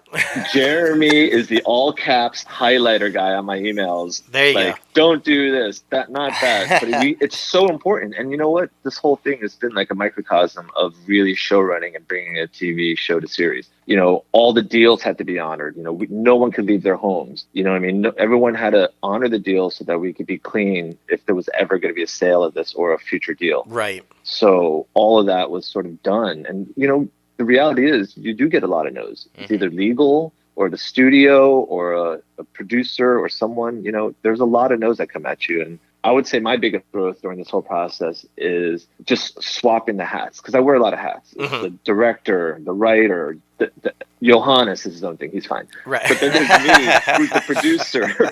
There's me, who's the producer. And, you know, when the notes are coming, it's very easy. Feel like the artist is getting bombarded. And that's when it gets a little hairy. So like early on, I just realized to just switch to my producer hat, and it's all about solutions. Okay, how do we work around it? And then we go back and I'll work with Shari, who's my writing partner on this in the writer's room, and we'll find a workaround. And it's always seems like, oh, that was so funny. How are we going to do better than that? And then you find a workaround. Right. There's always a way around if you're just be creative and let go of the past. Just let go of what was lost and find a different way around. Again, so it's been good. Again, a really, really interesting topic to bring up for the listeners out there that are trying to get in. Because Logan and I talk about this challenge every day about when you're attempting to balance both being the suit and the creative. It can get difficult sometimes. It can get really difficult. Like one or the other is killing the process of the other side. And so I'm glad that you brought that up, because it is a difficult process when you try to balance both, and you really have to, like you said, find that go around, find a way to not cramp the creativity, but then also be able to deal with what you need to as a suit on the producing side of it and all the things. It's difficult, man. It's really difficult. I mean, you got the business, you have the creative. We have less of the production here because you don't really have the crews and all that sort of stuff going on in the logistics of production. But then you also have people management. Yep. Everyone is an individual person, and every actor, I have a different relationship with each actor, and I have a different relationship with each producer. Everyone has, as long as everyone's goals are the same, we want to make the best show. Right. And that's kind of what I always have to go back to is the ego has to be gone. We all have an ego, but you really have to check it constantly and just ask yourself, what's best for the show?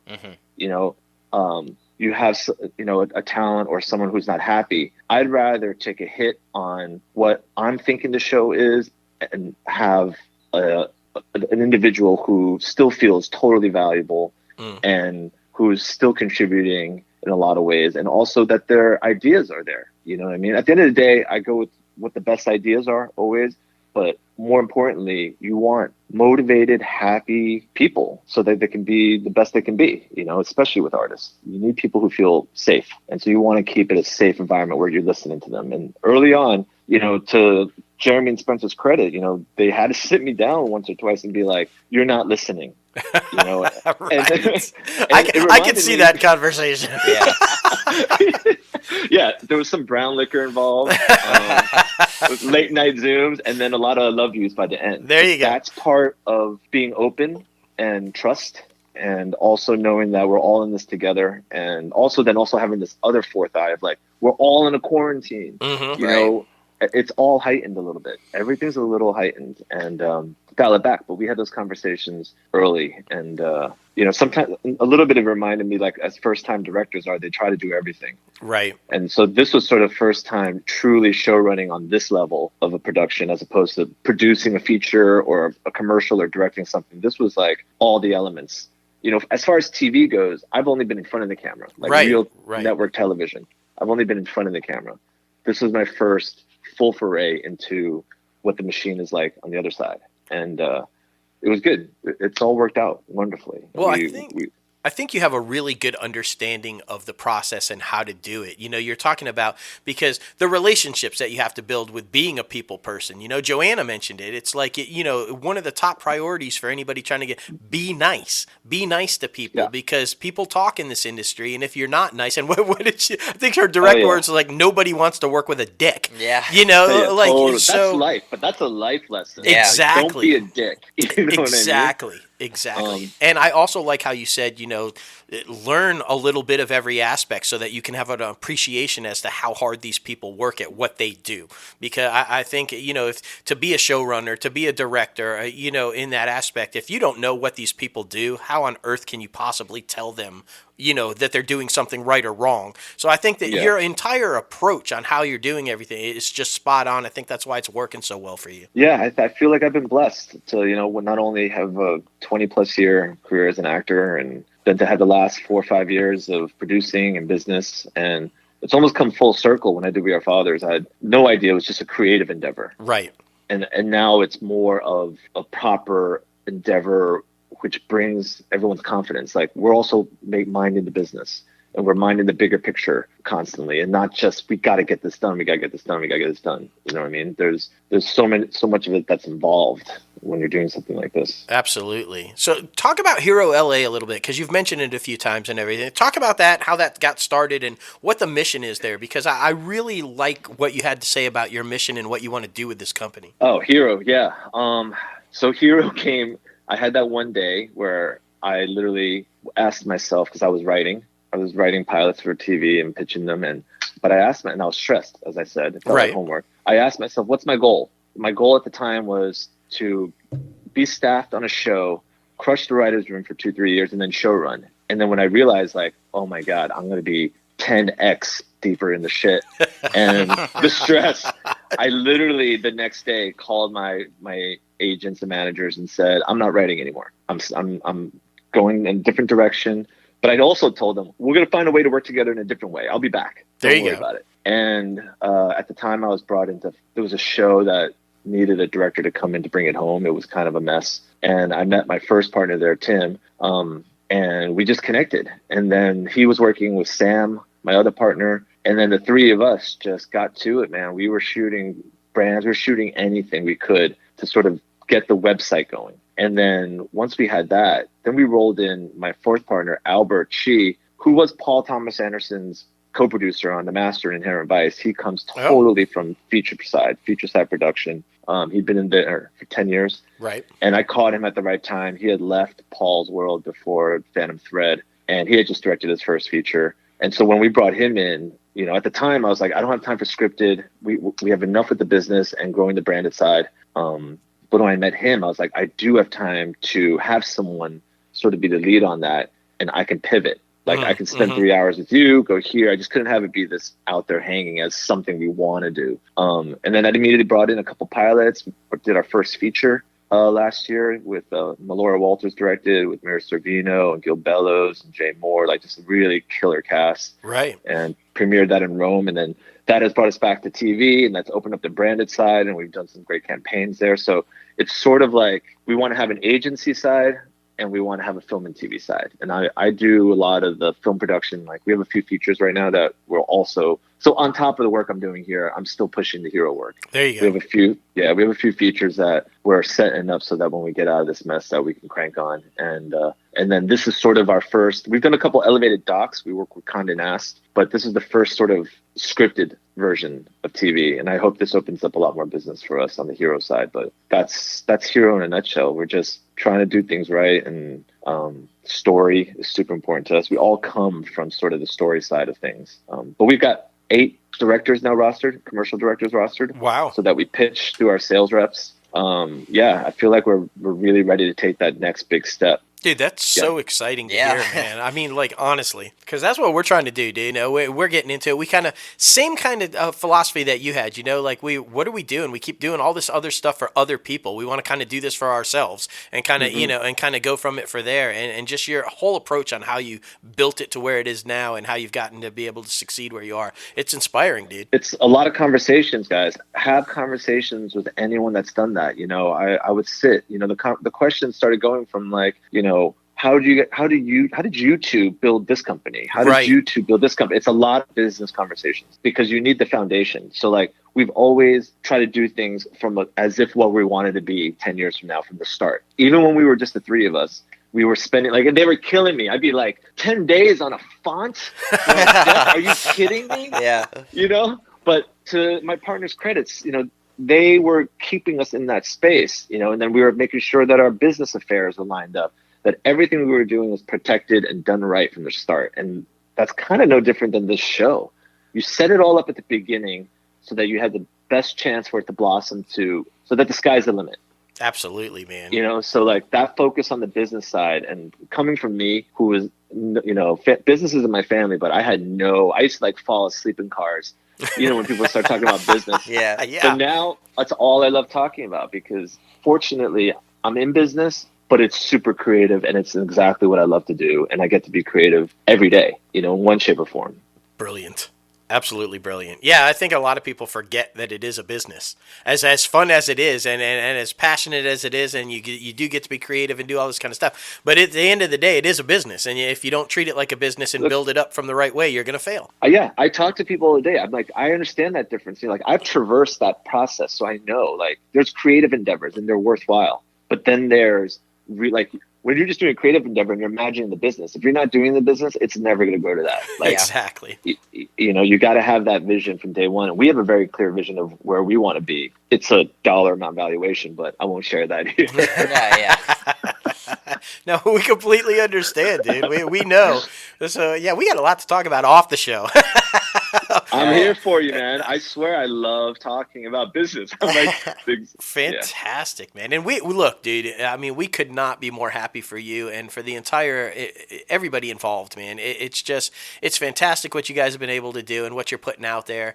And we could not be more thrilled to have you on the show talking about it. And anything you guys need, man, anything that we can provide for y'all, continued, you know, getting the message out there and getting it out there for y'all, just let us know, dude. Yeah, dude, I've heard you guys say that, and I'm so appreciative of you for allowing time for our actors to come on, for me to come on, and just your enthusiasm and sharing the show, because ultimately the more our show gets out there, the more our main missions gets out there for the SAG-AFTRA COVID-19 Relief Fund. You know, because actors need help right now. Agreed. You know, everyone is suffering, and I know there's a million worthy causes out there, but we can only do how we can help, and this is the way that we can help.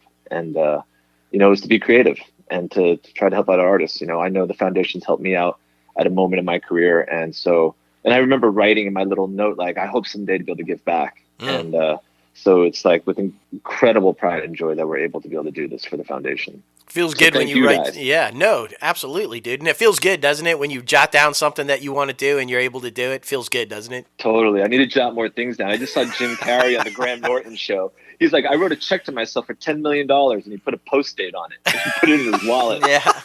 That's brilliant. I love that. Oh, man. Yeah. Listen, dude, thank you, man. And open invite. Anytime you want to come back, just talk about anything, dude.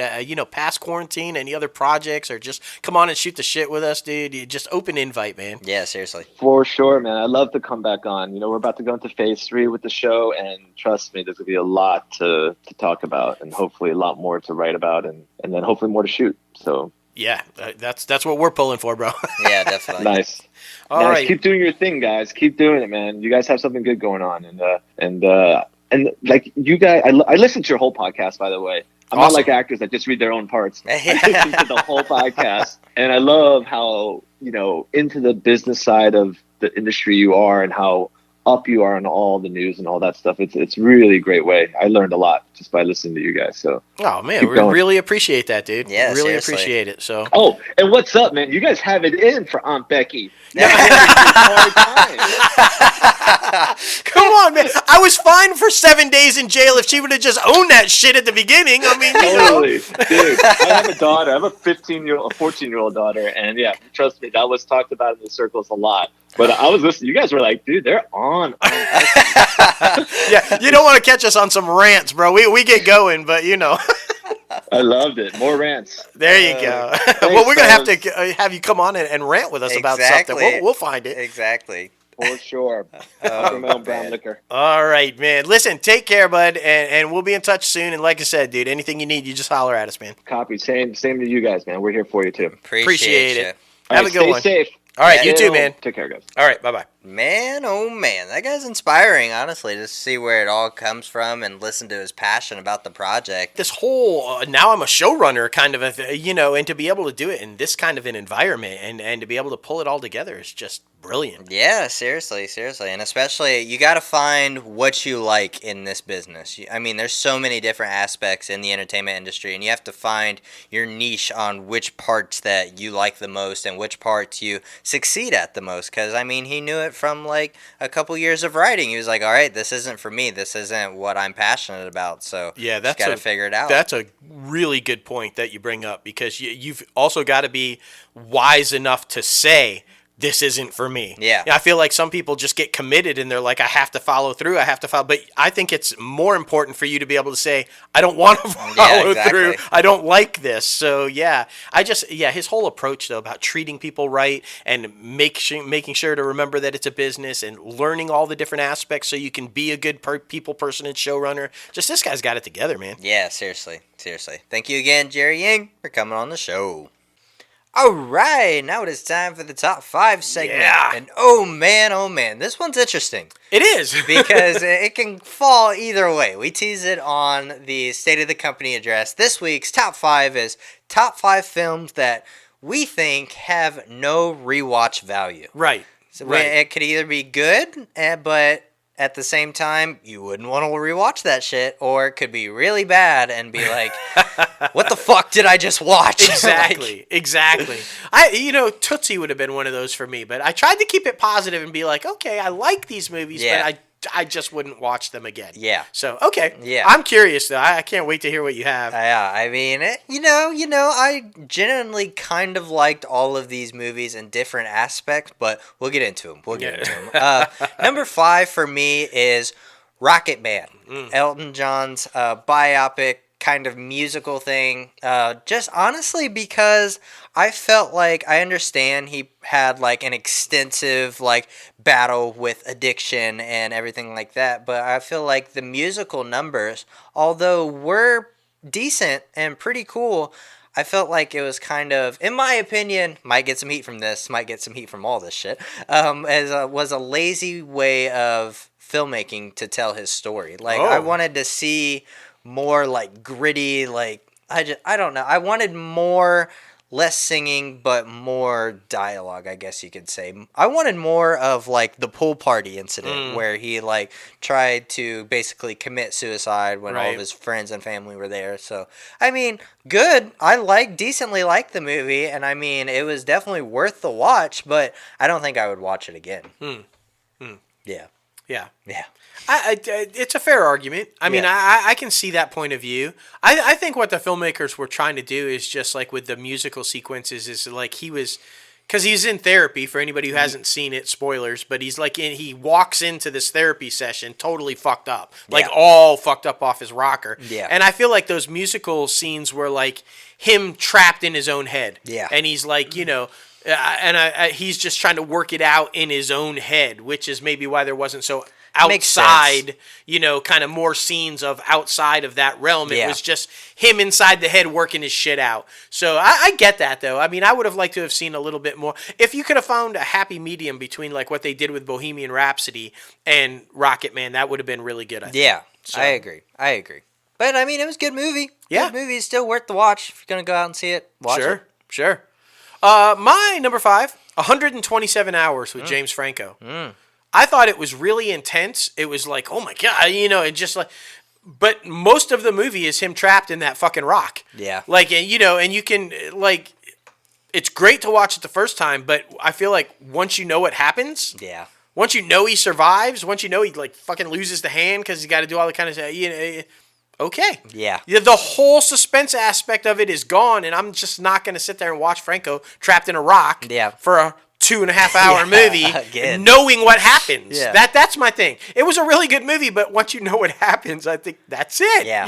Yeah. So I think that's kind of probably how I feel about Adrift. Yeah. When we watched that one. Because Yeah, exactly. You know that she is, spoiler alert again, that she's just like imagining him there. Even though he died. Yeah, and that's it. Once you see the twist, he's not really there. Then why would you watch it again? Exactly. Because, I mean, just saying. I know.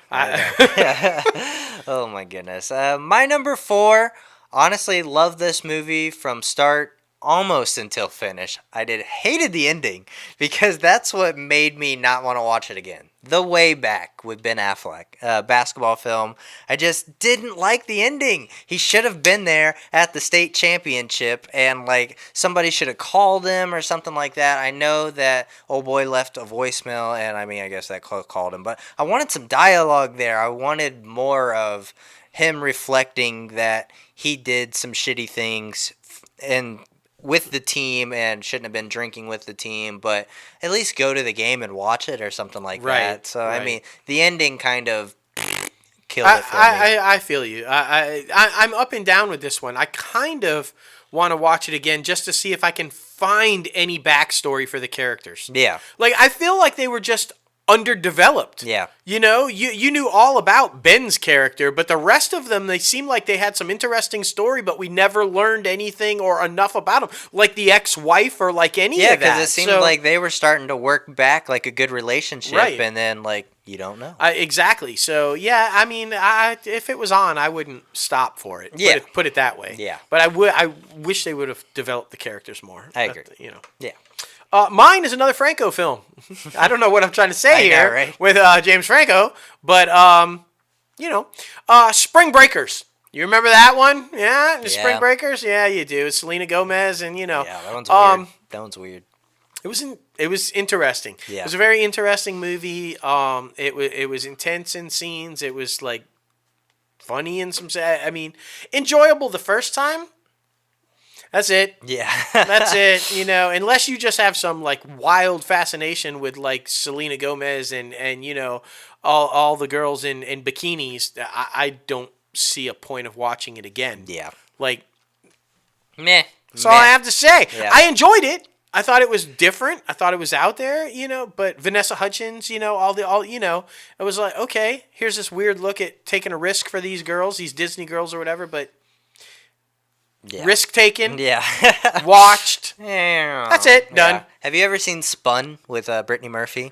No, I don't think so. Dude, this was one that I mean, it's not on my list, but just thinking about it and talking about Spring Breakers, it's basically a house full of like meth heads, and they shoot it like you're on meth. So everything is fucking crazy, like really weird, really interesting, I guess you could say, but definitely not gonna watch that one again. Yeah, that's very similar. Spring Breakers, I got the feel it was shot for you to kind of like feel like you're there with them. Yeah. Going through the shit. Exactly. And, like, I don't want to be there with them going through the shit. Yeah, and another one that's supposed to make you feel like you're there going with them through the shit. My number 3, Lighthouse. William Dafoe and Robert Pattinson.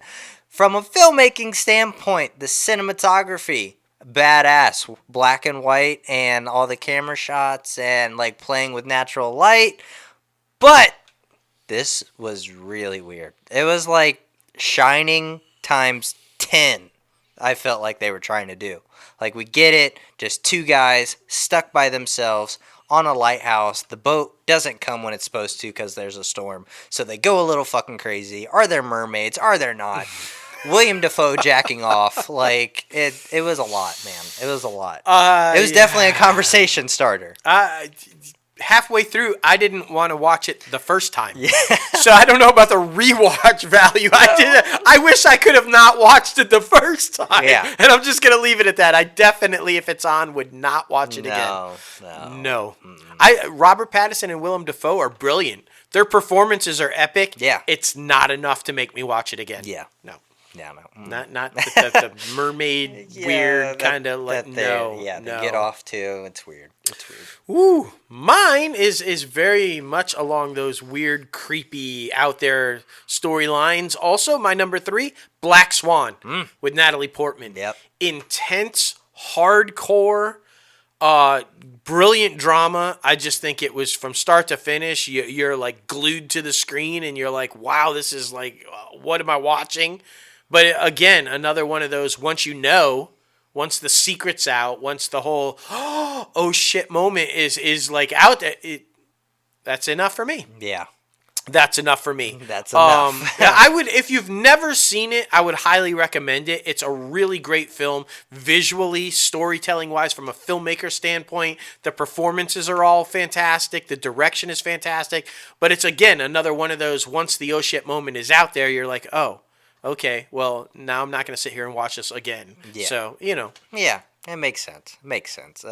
My number 2, taking it back to the old school days, Woody Allen's Manhattan, young Diane Keaton, and like, this is another cinematography. I love cameras. I love shots. So that's my thing.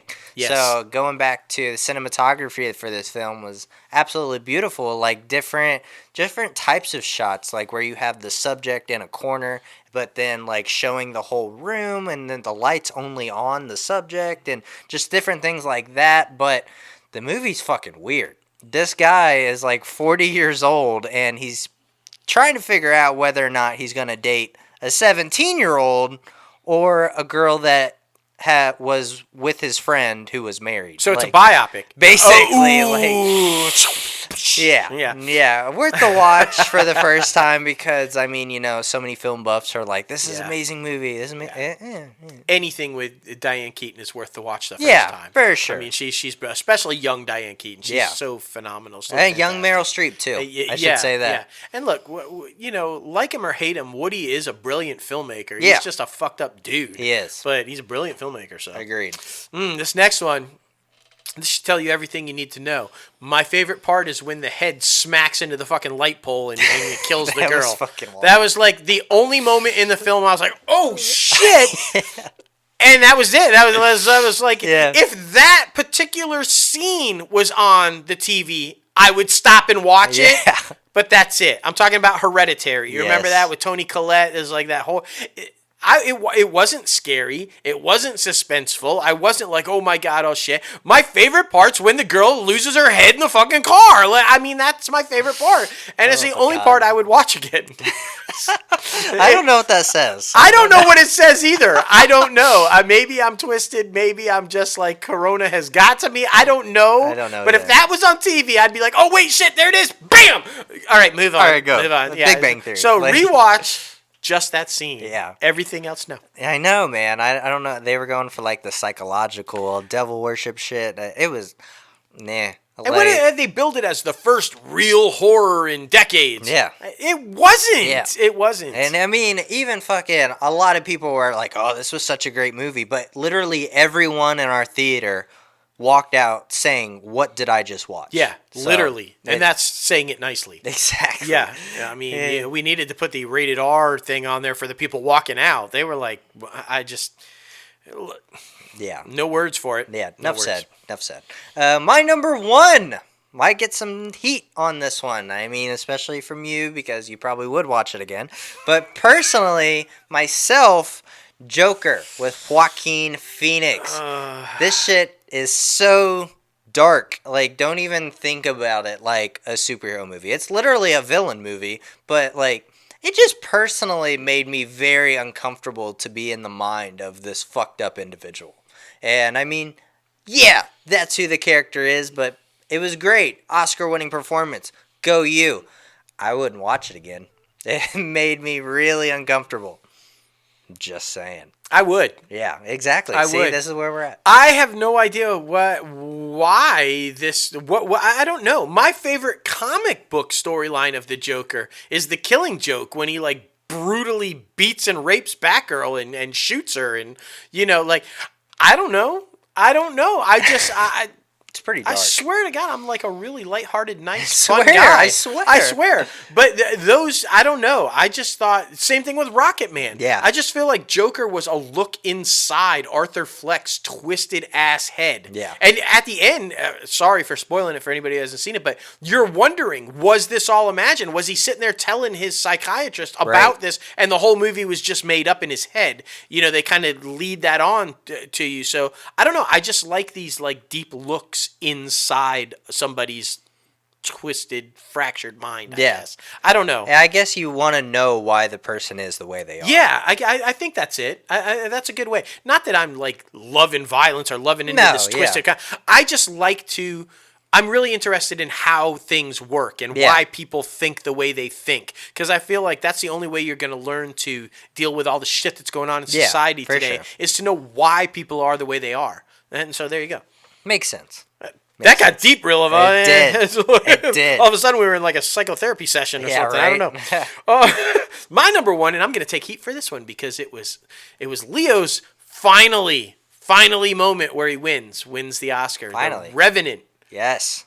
So good, I guess. I don't know. It's very long. Yeah. It's a very drawn out story. There are moments when it's like just, what am I watching? Like when he's like literally sleeping inside a buffalo, or yes, I said that correctly. Inside a buffalo to stay warm.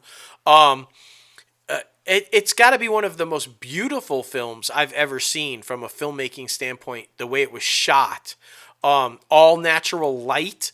I mean, it was brilliant, absolutely brilliant, and Leo is brilliant. But it's just not something I could just like make myself sit and watch more than once. Yeah. I mean, not even for the beauty of it, not even to just sit and watch it like, just pure filmmaking standpoint. I just couldn't watch it again. Yeah. I mean, it was a good film, but it's very long, it's very drawn out, and I don't know. I just not one I would watch again. That makes sense. I mean, I still need to watch it one time for the one time, but one that I'm probably not going to watch is Vice, because y'all said that was awful. It was horrible. Yeah. It was horrible. Another one I'm just going to say I've never seen.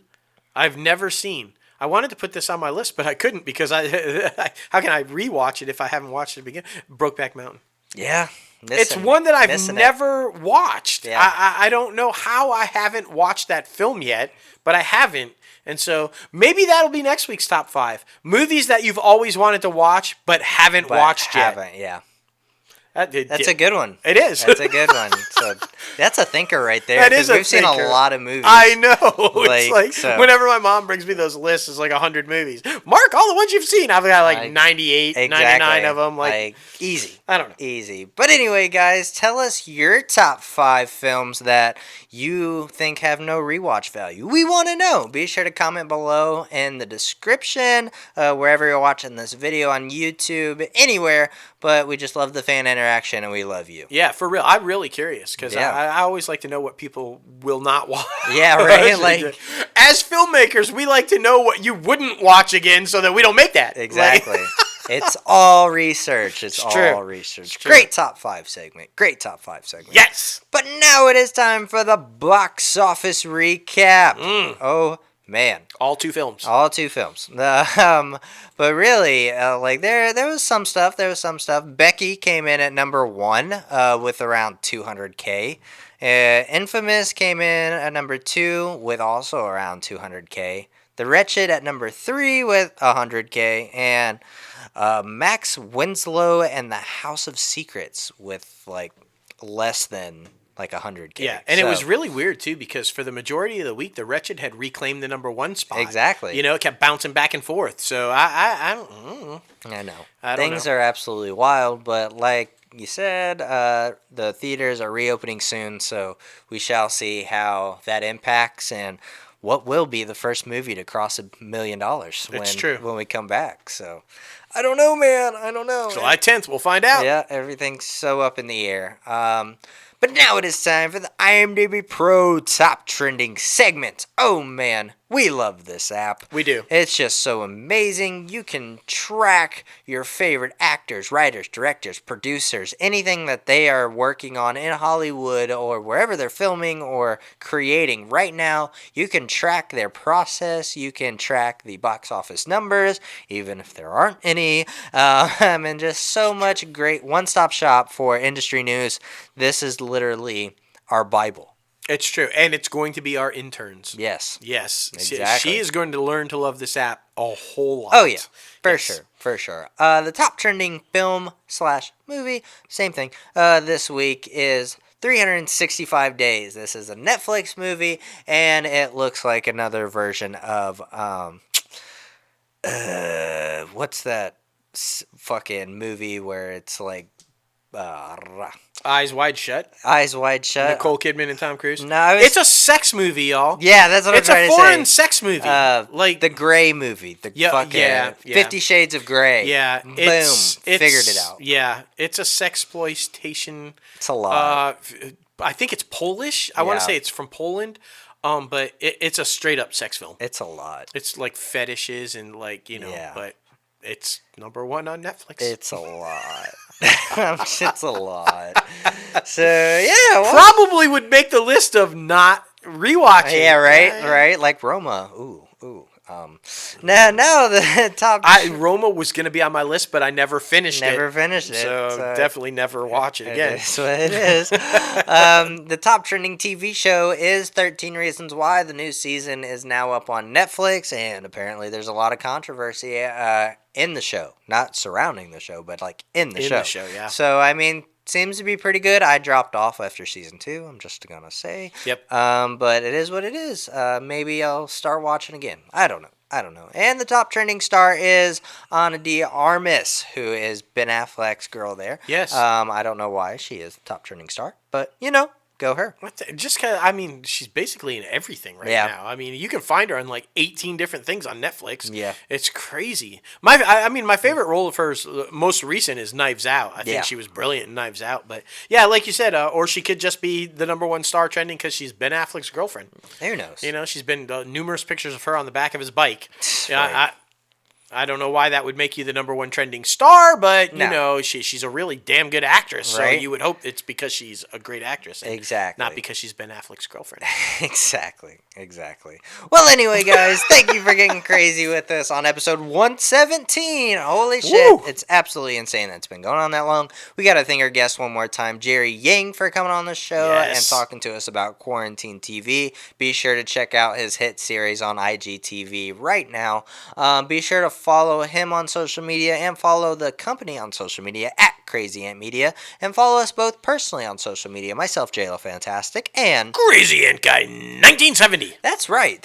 And be sure to subscribe to this podcast anywhere you listen to your podcast: Anchor, Apple Podcasts, Spotify, Google Play Music, iHeartRadio. Watch us on YouTube, and so much more. We are everywhere. It's true. And be sure to visit our websites, crazyantmedia.com, where you can start rocking the latest and greatest Crazy Ant Media gear. We got shirts, we got hats, we got bags, we got all the good stuff, all the good apparel needs. So, man, just really appreciate everybody who's purchased a Crazy Ant Media gear item. You all are amazing.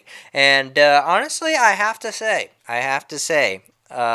the top 5 was probably my favorite part in the show this week. And I mean, of course, NBC, they're doing a lot of cool things as well. They are. So I mean, that stuff right there. Well, obviously, as a total comic book nerd geek since birth, my favorite stuff talking about was DC. Yeah. And them finally getting it right and all the cool stuff that they're doing, obviously. And because I'm eternally forever 80s. La, la, la, la, la. I'm super excited about the Smurfs. I thought that was an awesome part of the show, man. I can't wait for the Smurfs to come back. I did have I was feeling bad, though. All the love for DC, all the stuff. I know. You guys notice it's new. Something in front of mine this week. Yeah. Wolvie. Yeah. All right. My all-time, if you guys heard our top 5 a few weeks ago, my all-time favorite superhero, Wolverine. It wasn't, though. Nightwing was. DC superhero. Oh, my overall all-time favorite superhero, Wolverine. Ah. Wolverine. Just throwing some love out for Hugh Jackman, just for Marvel in general. Like I felt like there was no Marvel news this week, so I had to put Wolvie out there, man. Yes. Put Wolvie out there. Yes. And you too. Oh yeah. It's kind of like new school and old school. Yeah. I mean, I would say that the statues are kind of old school, and then the Funkos. Yeah. But you got Disney because we didn't have a lot of Disney news. You got a lot of Mickey out there. I did. Well, I wanted to show my gamer Mickey. Exactly, which is pretty damn cool, isn't it? Like snapback, turn backwards. He looks really badass. Just kind of going off here, but we just watched a Seinfeld episode where this girlfriend had like this epic toy collection. I feel like that's us. Oh yeah, for sure. We have so many cool like statues and toys and Funkos and comic books and like we're just kids. I know. We're just kids. I know. But we love it. Exactly. You know who else we love? Oprah!